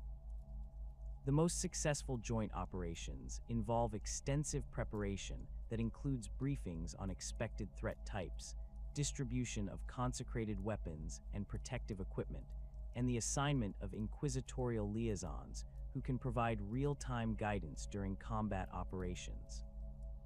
The Adeptus sororitas serve as the Imperium's most dedicated and effective force for the elimination of heretical cults, combining unwavering faith in the Emperor with military training specifically designed for close-quarters combat against corrupted humans and lesser demonic entities. The Battle Sisters' absolute spiritual purity provides natural resistance to chaos corruption, while their extensive training in anti-heretic warfare enables them to identify and eliminate cult activities with precision that minimizes collateral damage to innocent Imperial citizens. Their role extends beyond simple military action to encompass the spiritual cleansing of contaminated areas and the restoration of proper Imperial faith among populations that have been exposed to heretical influence. The faith-based warfare techniques employed by the Adeptus sororitas incorporate both practical combat skills and spiritual practices that enhance their effectiveness against supernatural threats, while providing protection against the corrupting influences they encounter during anti-cult operations. The recitation of litanies and prayers during combat serves not merely as spiritual comfort, but as active protection against demonic influence, creating psychic barriers that can disrupt chaos rituals or weaken the manifestation of warp entities. The most experienced battle sisters develop intuitive understanding of chaos corruption that allows them to identify possessed individuals, detect the presence of demon artifacts, or recognize the early signs of cult activity within civilian populations. The purification protocols employed by Sororita's forces following successful anti-cult operations involve systematic cleansing of contaminated areas using combinations of physical destruction, chemical treatment, and spiritual consecration designed to eliminate any residual chaos influence that might facilitate future heretical activity. These procedures typically include the complete incineration of cult facilities, the destruction of any materials that may have been exposed to ritual activity, and the performance of extensive blessing ceremonies that reconsecrate contaminated ground to the Emperor's service. The most thorough purification operations involve the replacement of contaminated soil, the reconstruction of buildings using blessed materials, and the establishment of permanent shrines that provide ongoing spiritual protection against future chaos incursion. The psychological warfare capabilities of the Adeptus Sororitas prove particularly effective against cult organizations, whose membership includes individuals who retain some degree of loyalty to Imperial authority or whose corruption remains incomplete. The visible presence of battle sisters conducting anti-heretic operations often triggers mass defections from cult organizations, as wavering members recognize the futility of opposing the Emperor's chosen warriors. The Sororitas' reputation for mercy toward repentant heretics, combined with their absolute ruthlessness against unrepentant cultists, creates psychological pressure that can cause cult organizations to collapse through internal defections before military action becomes necessary. The specialized equipment employed by battle sisters in anti-cult operations includes weapons and protective gear specifically consecrated for use against chaos threats, incorporating blessed materials and sacred symbols that enhance their effectiveness while providing spiritual protection for their wielders. Flamers loaded with blessed promethium prove particularly effective against demon-possessed individuals or cult artifacts that might resist conventional weapons, while power armor inscribed with protective wards provides enhanced resistance to psychic attacks or supernatural corruption. The most elite Sororitas units employ relic weapons recovered from previous anti-chaos campaigns, including blades that have been blessed through contact with Imperial saints or firearms that have been consecrated through use in notable victories against heretical forces. The intelligence-gathering capabilities of Adeptus Sororitas forces complement their combat effectiveness through extensive networks of contacts within civilian populations, ecclesiarchy institutions, and other imperial organizations that can provide early warning of cult activity or heretical influence. Battle sisters often serve as informal spiritual counselors for imperial citizens facing personal crises that might make them vulnerable to cult recruitment, providing guidance and support that addresses the underlying conditions that enable heretical organizations to gain footholds within imperial society. The most experienced Sororitas develop deep understanding of local social conditions, religious practices, and cultural traditions that enable them to distinguish between legitimate expressions of imperial faith and subtle deviations that might indicate early-stage cult infiltration. The coordination between Adeptus Sororitas forces and local imperial authorities requires careful attention to jurisdictional boundaries while ensuring that anti-cult operations receive necessary support from planetary governments, law enforcement agencies, and military units. Battle Sisters often serve as advisors to local officials who lack experience in dealing with supernatural threats, providing guidance on security procedures, identification techniques, and response protocols that can prevent cult activities from escalating to levels that require major military intervention. The most successful cooperative operations involve extensive preparation that includes training programs for local personnel, establishment of communication protocols that ensure rapid response to emerging threats, and the development of contingency plans that can be implemented if cult activities exceed local response capabilities. Planetary quarantine protocols represent one of the most drastic measures available to Imperial authorities when chaos corruption has spread beyond the capabilities of conventional counter-cult operations, involving the complete isolation of affected worlds, while specialized forces attempt to eliminate heretical influence or assess the feasibility of planetary recovery. The implementation of quarantine requires authorization from the highest levels of Imperial authority and involves massive resource commitments that include the deployment of naval forces sufficient to prevent any escape from the quarantine system, the establishment of monitoring stations that can detect any attempt to breach the isolation barrier, and the preparation of military forces capable of implementing more extreme measures if containment efforts prove unsuccessful. The criteria for implementing planetary quarantine reflect the severity of chaos corruption and the assessed probability of successful containment or elimination of heretical influence through conventional means. Worlds experiencing widespread demon manifestations, systematic corruption of planetary government, or the emergence of self-sustaining cult networks that have achieved effective control over significant portions of the population typically qualify for quarantine status. The decision-making process involves detailed analysis of intelligence reports, assessment of available military resources, and evaluation of strategic importance that determines whether quarantine represents a viable alternative to more extreme measures. The operational procedures governing quarantined worlds involve strict protocols that prevent any contact between affected populations and the broader Imperium, while maintaining surveillance capabilities that enable Imperial authorities to monitor the progression of chaos corruption and assess the effectiveness of containment measures. Naval patrols equipped with long-range sensors maintain constant vigilance against any attempt by corrupted populations to escape their isolation, while automated monitoring systems track communication attempts, spacecraft launches, or other activities that might indicate organized efforts to spread corruption beyond the quarantine system.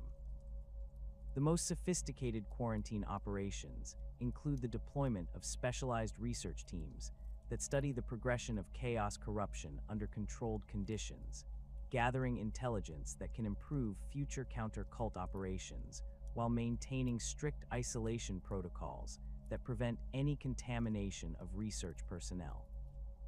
The duration of planetary quarantine varies dramatically depending on the specific nature of chaos corruption and the assessed probability of successful recovery through natural processes or limited intervention.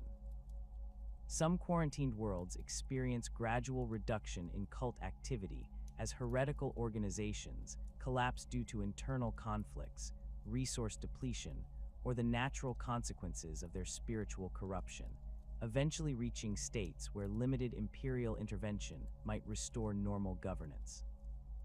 Others experience accelerating corruption that transforms entire planetary populations into demon-possessed horrors or triggers reality distortions that make the world uninhabitable by normal human standards. Exterminatus orders represent the ultimate expression of Imperial determination to prevent chaos corruption from spreading beyond containment, involving the complete destruction of planetary biospheres through the application of weapons systems capable of eliminating all life while rendering affected worlds permanently uninhabitable. The authorization of Exterminatus requires the highest levels of Imperial approval and involves detailed analysis of strategic considerations, resource requirements, and long-term consequences that extend far beyond the immediate military objectives. The psychological impact of exterminatus operations on Imperial personnel and civilian populations requires careful management to prevent the development of defeatist attitudes or questioning of Imperial authority that could create vulnerabilities for future chaos infiltration. The technical implementation of exterminatus operations employs various weapon systems designed to achieve complete planetary sterilization through different mechanisms that reflect available resources, strategic requirements, and the specific nature of threats being eliminated. Cyclonic torpedoes provide rapid atmospheric ignition that creates planet-wide firestorms capable of eliminating all surface life within hours, while virus bombing involves the deployment of biological agents that consume all organic matter before self-destructing to prevent uncontrolled spread. The most extreme exterminatus operations employ weapons that can crack planetary crusts or trigger stellar instabilities that eliminate entire star systems, though such measures require extraordinary authorization and involve consequences that affect multiple worlds and billions of Imperial citizens. The terrible calculus of acceptable losses that governs Imperial decision-making regarding chaos threats reflects the fundamental reality that the survival of human civilization requires the willingness to sacrifice individual worlds, systems, or even entire sectors to prevent corruption from achieving levels that could threaten the Imperium as a whole. The mathematical models employed by Imperial strategists incorporate assessments of corruption spread rates, resource requirements for containment operations, and probability calculations that determine the point at which preservation efforts become counterproductive compared to elimination and replacement strategies. These calculations must account for factors including the strategic value of affected territories, the availability of military resources for containment operations, and the potential consequences of allowing chaos corruption to spread to neighboring systems or critical Imperial infrastructure.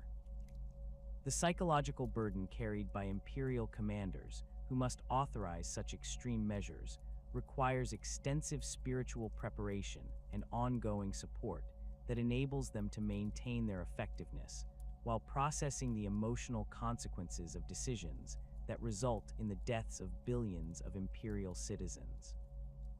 The most experienced commanders develop philosophical frameworks that emphasize their role as guardians of human civilization rather than destroyers of individual worlds, focusing on the countless lives saved through their willingness to make impossible choices rather than dwelling on the immediate casualties their decisions create.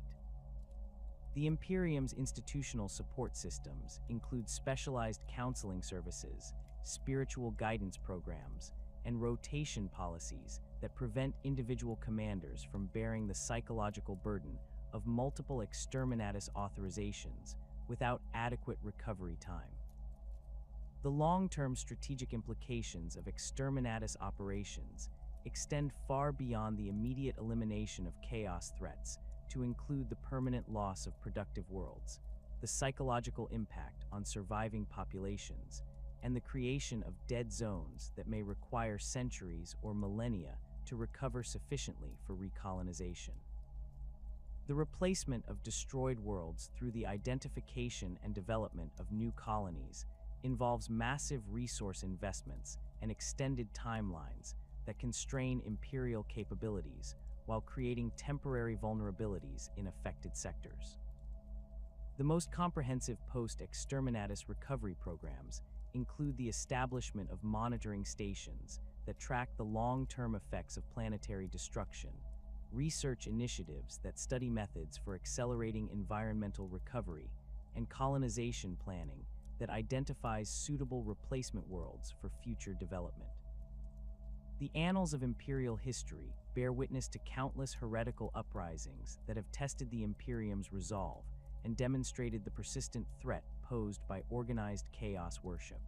Among these dark episodes, certain cult movements stand out for their scale, sophistication, or the lasting impact they inflicted upon Imperial civilization. These notable organizations provide crucial insights into the evolution of heretical tactics, while serving as sobering reminders of the consequences that await when corruption achieves sufficient momentum to challenge imperial authority directly.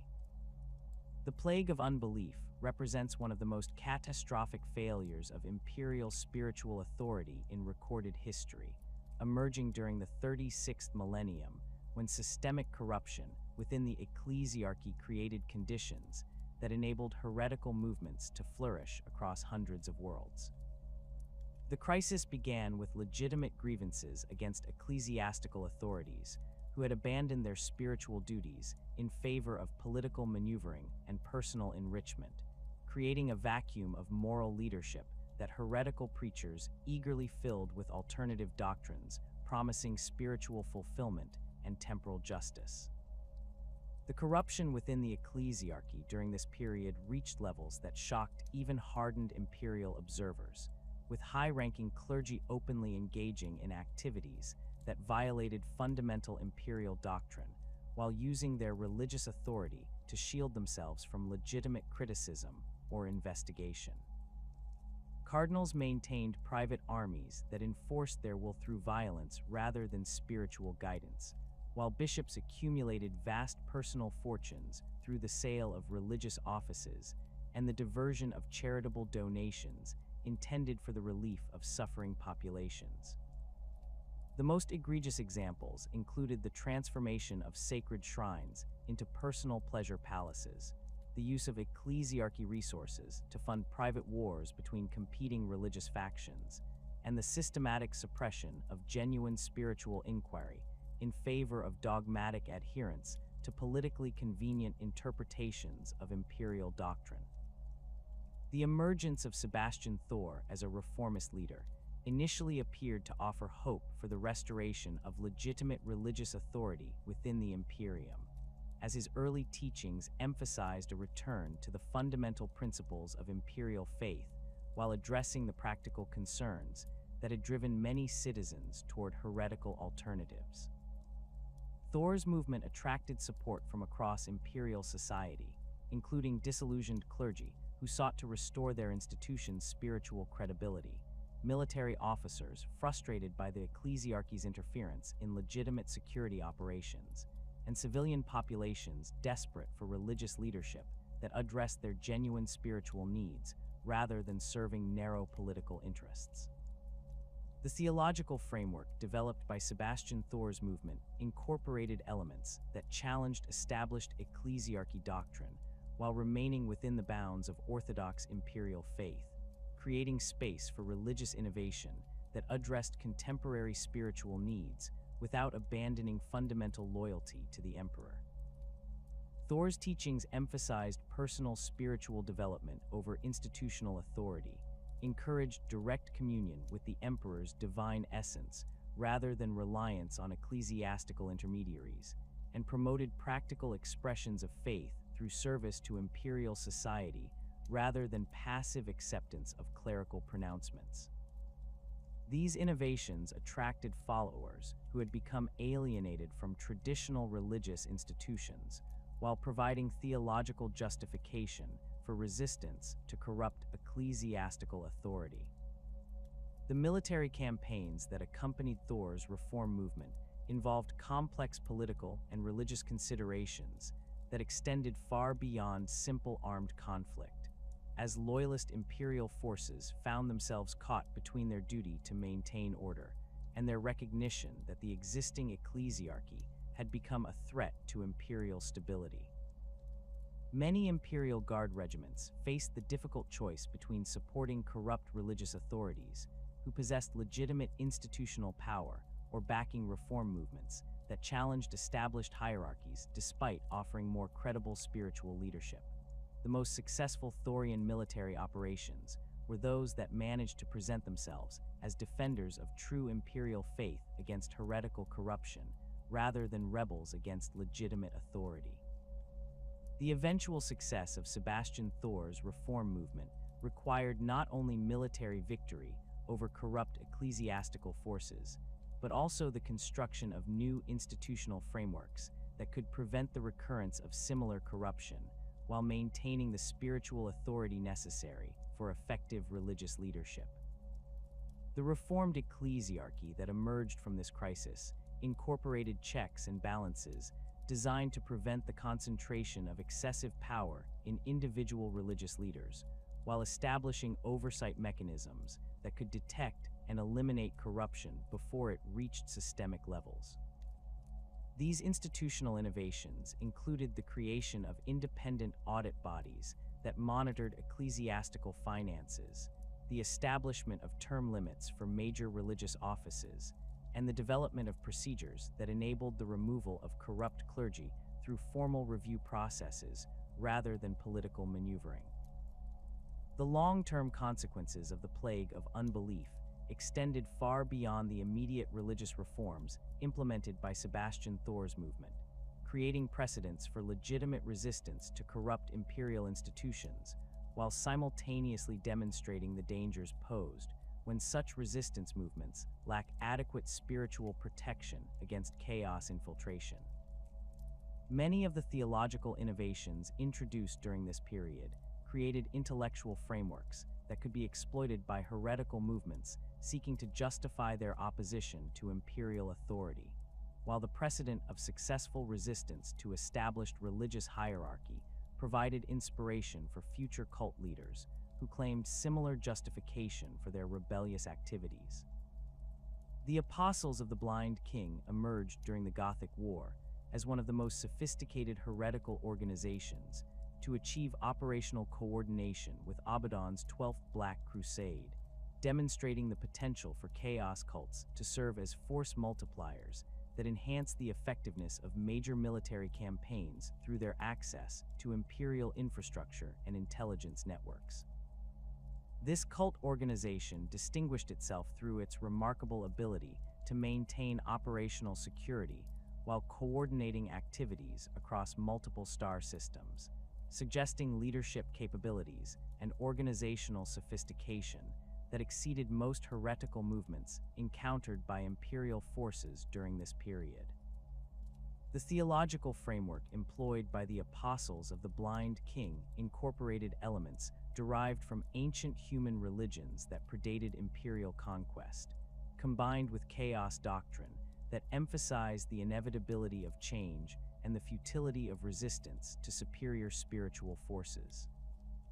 The cult's leadership claimed that their blind king represented a prophetic figure whose spiritual blindness enabled him to perceive truths that remained hidden from those whose vision was corrupted by loyalty to false imperial ideals. This theological approach proved particularly effective in recruiting individuals who had become disillusioned with imperial authority due to personal experiences of injustice, administrative incompetence, or military failure that suggested fundamental flaws in imperial civilization. The cult's recruitment strategies focused heavily on Imperial Navy personnel and civilian populations involved in interstellar commerce, taking advantage of the Gothic sector's role as a major trade hub to establish networks that could operate across multiple worlds while maintaining legitimate cover identities. Merchant captains provided transportation for cult personnel and materials, while naval officers supplied intelligence about imperial fleet movements and defensive preparations. The most valuable recruits included astropaths who could facilitate secure communication between cult cells, navigators whose knowledge of warp routes enabled the coordination of cult activities with chaos fleet movements, and technical specialists who could sabotage imperial equipment or modify it to serve heretical purposes. The coordination between the Apostles of the Blind King and Abaddon's military forces represented a sophisticated example of combined operations that leveraged the unique capabilities of both conventional Chaos Space Marine forces and infiltrated cult networks to achieve strategic objectives that neither could have accomplished independently. The cult provided advanced intelligence about Imperial defensive preparations, conducted sabotage operations that weakened key Imperial installations before Chaos Fleet arrivals, and coordinated uprisings timed to coincide with major Chaos offensives. These activities proved particularly effective during the assault on Blackstone Fortress installations, where cult infiltrators disabled critical defensive systems and eliminated key personnel whose expertise was essential for effective fortress operation. The cult's most significant contribution to the Gothic War involved their infiltration of Imperial Navy communication networks, which enabled them to intercept and decrypt strategic communications while feeding false information to Imperial commanders that contributed to several major tactical defeats. The cult's technical specialists, many of whom had been recruited from Imperial Navy communication departments, possessed detailed knowledge of encryption protocols and communication procedures that allowed them to conduct sophisticated information warfare operations. These activities included the transmission of false fleet movement orders that dispersed Imperial forces at critical moments, the interception of supply convoy routes that enabled Chaos forces to conduct devastating ambush operations, and the coordination of simultaneous attacks on multiple Imperial installations that overwhelmed local defensive capabilities. The eventual exposure and elimination of the Apostles of the Blind King required extensive cooperation between inquisitorial forces and Imperial Navy intelligence services, as the cult's deep penetration of Imperial institutions made conventional counterintelligence operations inadequate for identifying and eliminating all cult members.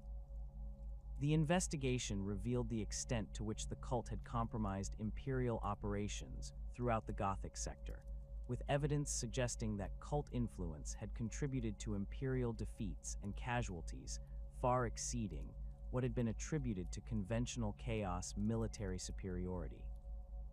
The purges that followed the cult's exposure resulted in the execution or imprisonment of thousands of Imperial personnel, creating temporary disruptions in Imperial operations that required months to resolve through the training and deployment of replacement personnel. The tech heresy cults of Hydra-Cordatus represented a particularly dangerous form of Chaos corruption that combined advanced technological capabilities with deep spiritual allegiance to the Ruinous Powers, creating organizations capable of producing weapons and equipment that rivaled or exceeded Imperial equivalents while serving the broader strategic objectives of Chaos forces throughout the galaxy. These cults emerged from the corrupted remnants of Forge worlds that had fallen to Iron Warrior's influence during various campaigns, with surviving tech adepts embracing heretical interpretations of the Omnissiah that incorporated Chaos doctrine while retaining their technical expertise and manufacturing capabilities.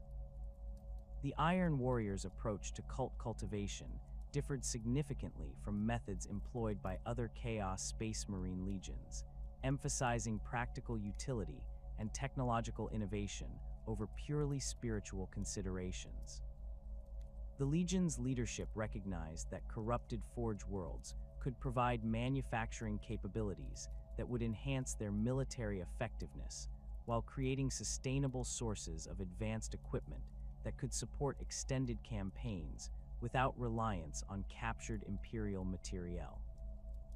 This strategic vision required careful management of corrupted tech adept populations to ensure that their heretical spiritual development did not interfere with their continued ability to produce useful technological innovations. The corruption process employed by Iron Warrior's forces typically began with the identification of Forge worlds whose strategic location, manufacturing capabilities, or research facilities made them valuable targets for long-term exploitation rather than simple destruction. The Legion's approach involved gradual infiltration of tech adept hierarchies through the introduction of seemingly beneficial technological innovations that incorporated subtle Chaos influences, creating conditions where Forge world populations would voluntarily embrace heretical modifications to their existing practices. These innovations often addressed genuine problems or limitations in Imperial technology, making them attractive to tech adepts whose dedication to technological advancement could could override their spiritual reservations about the source of new knowledge.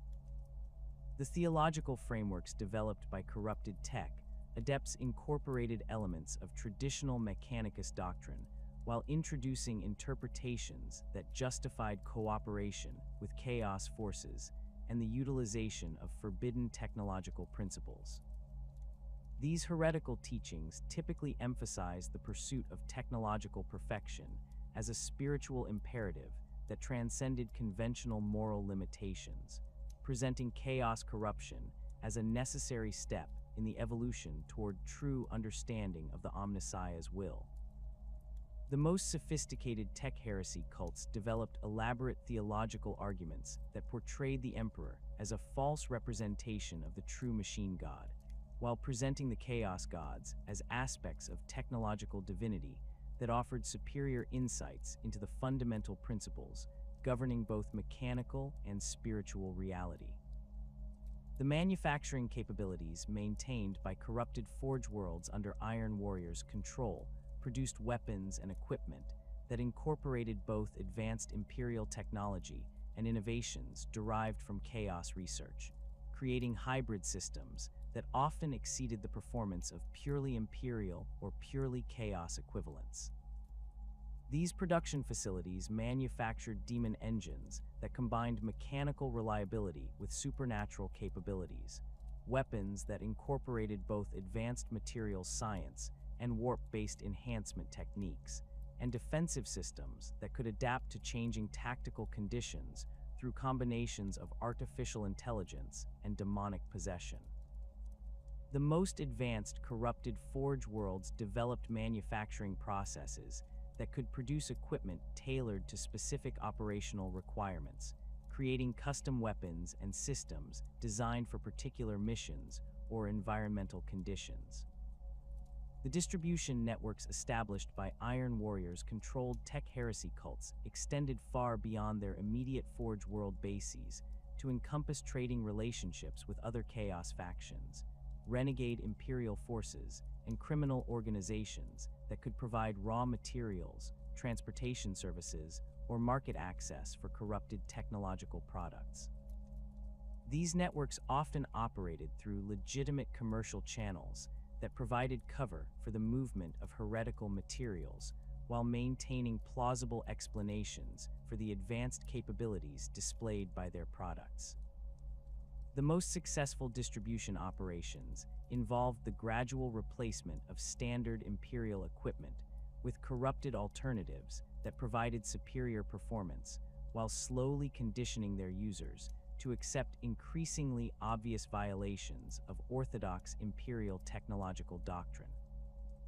The Red Corsairs' approach to cult cultivation throughout the Maelstrom Zone represented a sophisticated example of how Chaos Space Marine forces could leverage existing criminal networks and political instabilities to create sustainable sources of recruits, resources, and intelligence that enhanced their military capabilities while extending their influence far beyond their immediate operational areas.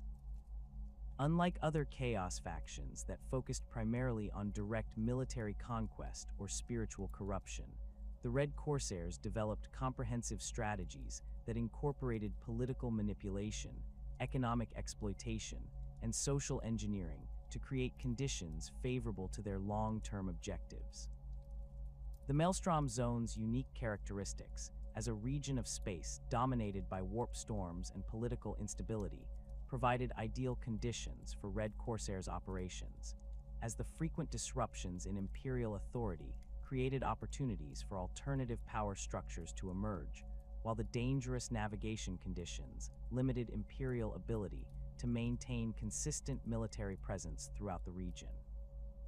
The Red Corsairs exploited these conditions by establishing themselves as alternative sources of protection, trade facilitation, and conflict resolution for planetary governments and commercial organizations that found Imperial services inadequate for their needs. The cult networks established by Red Corsairs operatives typically began with the recruitment of individuals whose positions provided access to valuable resources or strategic information, including planetary governors whose worlds lacked adequate Imperial protection, merchant captains whose trade routes passed through dangerous areas of space, and military commanders whose forces were insufficient for their assigned responsibilities. These initial recruits received practical assistance that addressed their immediate needs, while gradually introducing them to Red Corsairs' philosophy and operational methods. The most successful recruitment operations involved the provision of military support that enabled local authorities to resolve conflicts or eliminate threats that had exceeded their independent capabilities. The economic relationships developed by Red Corsairs' cults often involved complex arrangements that provided mutual benefits while creating dependencies that made withdrawal from these relationships increasingly difficult over time. Planetary governments received protection services that enabled them to maintain independence from Imperial oversight, while Red Corsairs' forces gained access to manufacturing facilities, recruitment populations, and strategic bases that enhanced their military capabilities. Commercial organizations obtained security escorts and favorable trade agreements that improved their profitability, while providing Red Corsairs with intelligence about Imperial activities and access to transportation networks that could support covert operations. The military integration between Red Corsairs' forces and their cultivated cults created hybrid organizations that combined the tactical expertise and advanced equipment of Chaos Space Marines with the local knowledge and numerical strength of human auxiliary forces. These integrated units proved particularly effective in conducting operations that required both military capability and political sophistication, such as the conquest of worlds whose strategic value made direct assault impractical, or the elimination of Imperial installations whose destruction required detailed knowledge of local conditions and defensive preparations. The most successful integrated operations involved careful coordination between Red Corsairs' special forces and cult military units, with each element contributing capabilities that enhanced the overall effectiveness of combined operations while maintaining operational security that prevented Imperial forces from developing effective counter-strategies.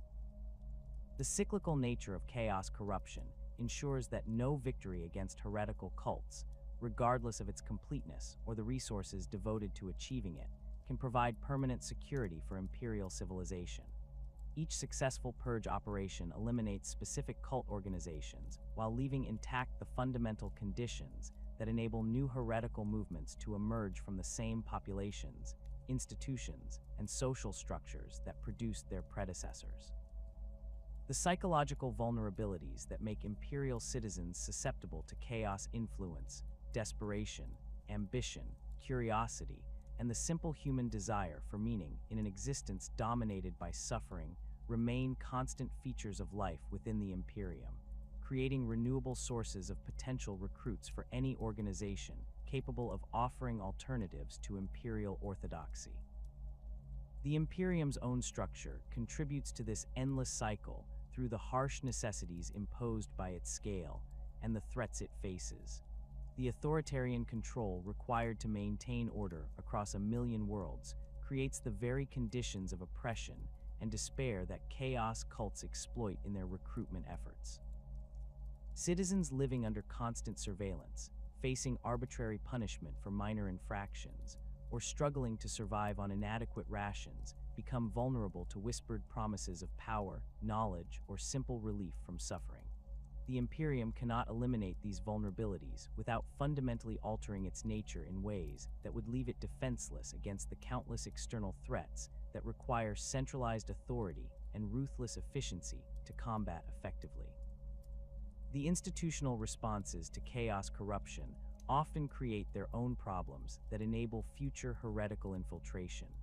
Purges of suspected cultists inevitably eliminate innocent individuals whose only crime was association with actual heretics, creating resentment among survivors that makes them more susceptible to anti-imperial messaging.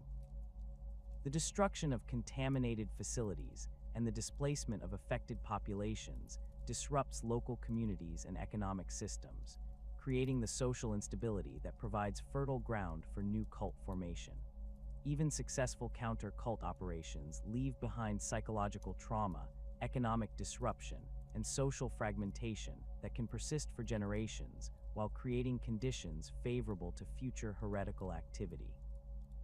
The knowledge gained through each encounter with chaos corruption serves both Imperial defenders and potential cultists, as the intelligence gathered during investigation and elimination operations inevitably becomes available to heretical organizations through various channels.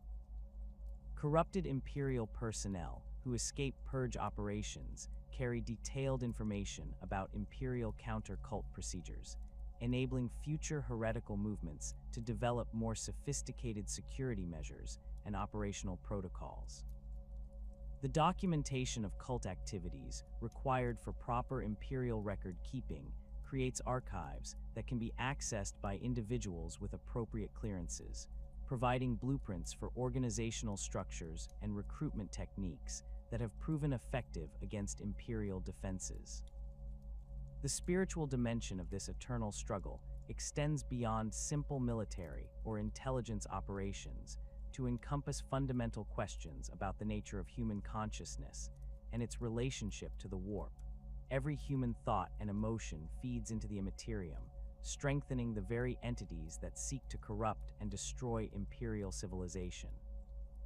The fear generated by anti-cult operations empowers chaos as surely as the despair created by cult activities, while the hatred directed toward heretics provides spiritual nourishment for the same ruinous powers that inspire heretical worship.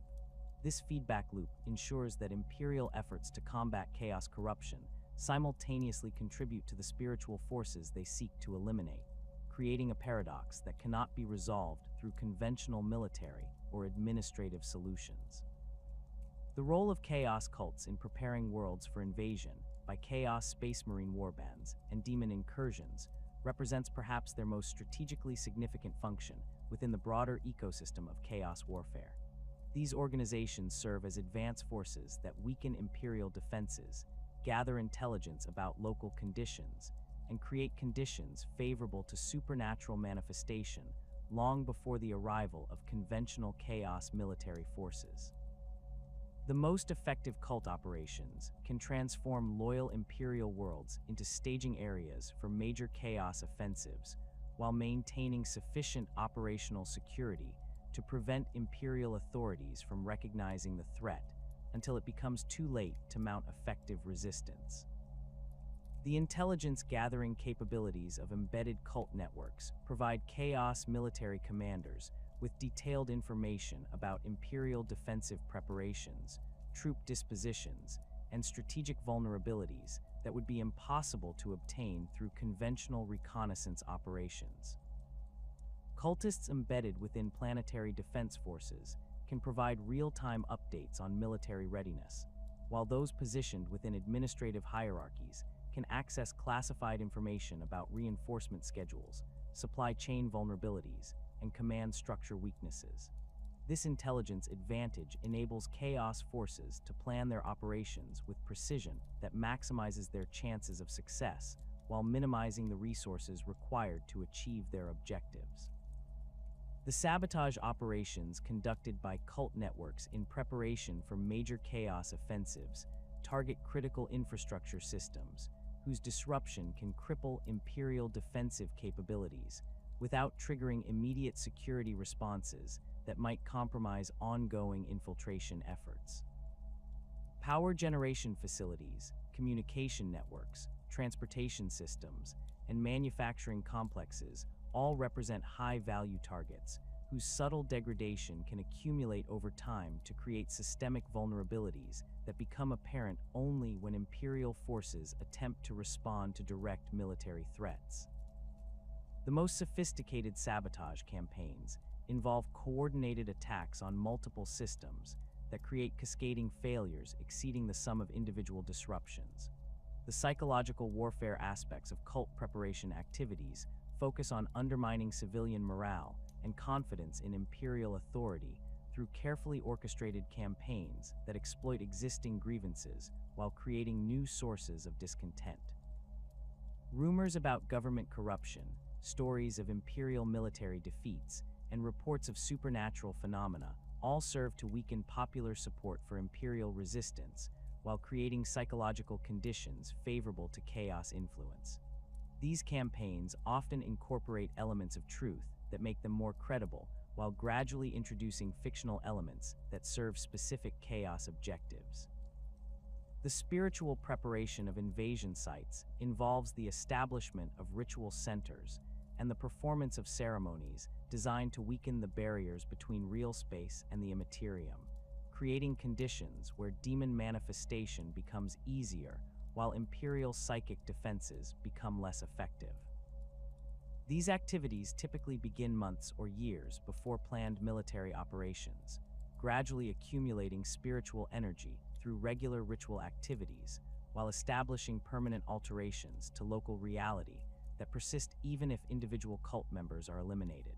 The most ambitious spiritual preparation campaigns can transform entire worlds into demon worlds where the normal laws of physics no longer apply consistently.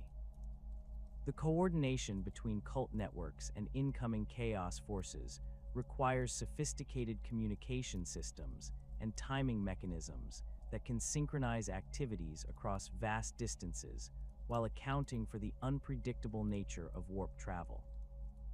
Cult leaders must maintain awareness of planned invasion schedules while adapting their activities to accommodate delays or changes in military planning that may occur due to warp storms, Imperial interdiction efforts, or competing priorities within chaos command structures.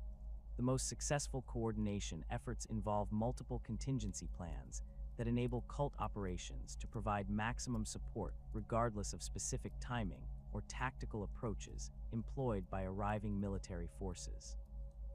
The balance between vigilance and paranoia in Imperial society represents one of the most challenging aspects of maintaining effective defense against chaos corruption while preserving the social cohesion necessary for Imperial civilization to function. The detection of heretical activity requires constant surveillance and investigation that can easily escalate into oppressive measures that create the very conditions of desperation and resentment that make populations vulnerable to cult recruitment. Imperial authorities must maintain sufficient security measures to identify genuine threats while avoiding the creation of police-state conditions that drive innocent citizens toward heretical alternatives. The psychological effects of living under constant suspicion create stress and anxiety that can manifest as the very behavioral changes that security services are trained to identify as indicators of potential corruption. Citizens who know they are being watched may develop nervous behaviors, secretive communication patterns, or expressions of discontent that appear suspicious to investigators despite having no connection to actual heretical activity. This dynamic creates false positive identification that wastes investigative resources while subjecting innocent individuals to scrutiny that may drive them toward the heretical alternatives they were initially accused of embracing. The social fragmentation that results from excessive security measures undermines the community bonds and mutual trust that provide natural resistance to cult recruitment efforts. When citizens cannot trust their neighbors, colleagues, or even family members to avoid reporting suspicious behavior to Imperial authorities, the social isolation that results creates psychological vulnerabilities that cult recruiters are trained to exploit. The most effective cult recruitment often targets individuals who have been isolated from normal social support networks through security investigations, workplace purges, or community suspicion that may or may not have been justified by actual evidence of heretical activity. The institutional paranoia that develops within Imperial organizations facing chaos infiltration can create internal conflicts and power struggles that weaken their effectiveness while creating opportunities for actual cult infiltration to occur undetected. When security services spend their resources investigating each other rather than external threats, when military units are paralyzed by suspicion of their own command structures, or when administrative departments cannot function due to constant investigations of their personnel, The resulting dysfunction creates gaps in Imperial defenses that heretical organizations can exploit more easily than they could penetrate properly functioning institutions. The corruption of anti-cult efforts themselves represents one of the most insidious manifestations of this paranoia, as the fear of chaos influence can drive Imperial personnel to adopt increasingly extreme measures that gradually incorporate the very brutality and moral flexibility that characterizes chaos corruption. Inquisitors who torture innocent suspects in pursuit of information about non-existent cult networks, military commanders who execute their own troops based on unsubstantiated suspicions of corruption, or administrators who implement policies that cause mass suffering in the name of preventing heretical influence, all demonstrate how the fear of chaos can become a corrupting influence in its own right. The ultimate fate of the Imperium in the face of the 13th Black Crusade and the opening of the Great Rift represents the culmination of 10 millennia of accumulated chaos corruption and the fundamental weaknesses that have plagued Imperial civilization since its inception. The massive warp storm that now bisects the galaxy has created conditions where chaos influence can operate more freely, while Imperial authority becomes increasingly difficult to maintain across the divided territories. The psychological impact of this catastrophe on Imperial populations creates unprecedented opportunities for cult recruitment, while straining Imperial resources beyond their capacity to respond effectively to all emerging threats. The Great Rift's division of the Imperium into Imperium Nihilus and Imperium Sanctus has created two distinct operational environments that require different approaches to counter cult operations, while sharing many of the same fundamental vulnerabilities. The worlds trapped on the dark side of the Rift face isolation from Imperial support, combined with increased exposure to warp influences that make chaos corruption both more likely and more dangerous when it occurs. The psychological despair created by apparent abandonment by the Emperor makes these populations particularly susceptible to heretical alternatives that promise divine favor or supernatural protection against the horrors that now dominate their local environment. The worlds that remain within Imperium Sanctus face different but equally challenging conditions, as the visible evidence of Imperial vulnerability represented by the Great Rift undermines confidence in Imperial invincibility, while the strain of supporting military operations across the divided galaxy creates economic and social pressures that enable cult recruitment. The massive military mobilizations required to respond to threats on both sides of the rift create opportunities for cult infiltration of military units, while the disruption of normal administrative oversight enables heretical organizations to operate with reduced risk of detection. The return of Robute Guilliman and his efforts to reform Imperial institutions provide hope for more effective responses to chaos corruption, but also create new vulnerabilities as traditional power structures adapt to accommodate his authority. The political instability created by major institutional reforms creates opportunities for cult infiltration, while the resistance to change from established Imperial hierarchies can be exploited by heretical organizations seeking to capitalize on internal conflicts within Imperial authority structures. The most sophisticated cult operations focus on exploiting the tensions between reformist and traditionalist factions within Imperial institutions, presenting themselves as allies to whichever side offers the best opportunities for infiltration and influence. The Primaris Space Marine project represents a significant enhancement to Imperial military capabilities, but cannot address the fundamental spiritual vulnerabilities that enable chaos corruption to persist throughout Imperial society. The creation of superior warriors provides better tools for eliminating cult organizations once they are detected, but does nothing to prevent the formation of new heretical movements or to address the social conditions that make Imperial citizens susceptible to cult recruitment. The most dangerous cult activities occur within civilian populations and Imperial institutions where military force cannot be applied without causing massive collateral damage that may exceed the direct threat posed by heretical organizations. The technological innovations introduced through the recovery of archaeotech and the development of new Imperial systems provide enhanced capabilities for detecting and combating chaos corruption, but also create new vulnerabilities as these technologies become targets for cult infiltration and corruption efforts. The most advanced detection systems require personnel with specialized training and security clearances that make them attractive targets for cult recruitment, while the complexity of new technologies creates opportunities for subtle sabotage that may remain undetected until critical moments when system failures can have catastrophic consequences. The eternal nature of the struggle against chaos corruption means that each generation of Imperial defenders must learn anew the lessons that their predecessors discovered through bitter experience, as the specific manifestations of heretical activity evolve in response to Imperial countermeasures, while the fundamental nature of the threat remains constant. The institutional memory that preserves knowledge of past cult activities provides valuable intelligence for current operations, but cannot anticipate all possible variations in heretical tactics or organizational structures that may emerge from the infinite creativity of chaos corruption.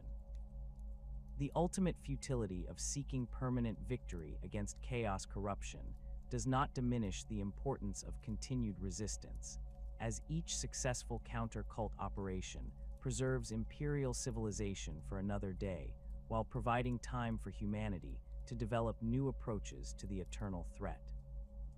The sacrifice of countless Imperial servants in this endless war serves not to achieve final victory, but to maintain the conditions under which human civilization can continue to exist despite the constant pressure of chaos influence.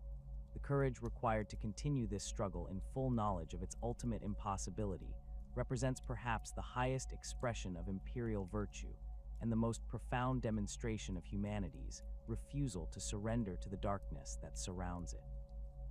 The legacy of 10 millennia of warfare against chaos cults demonstrates both the resilience of human civilization and the persistent nature of the threats it faces.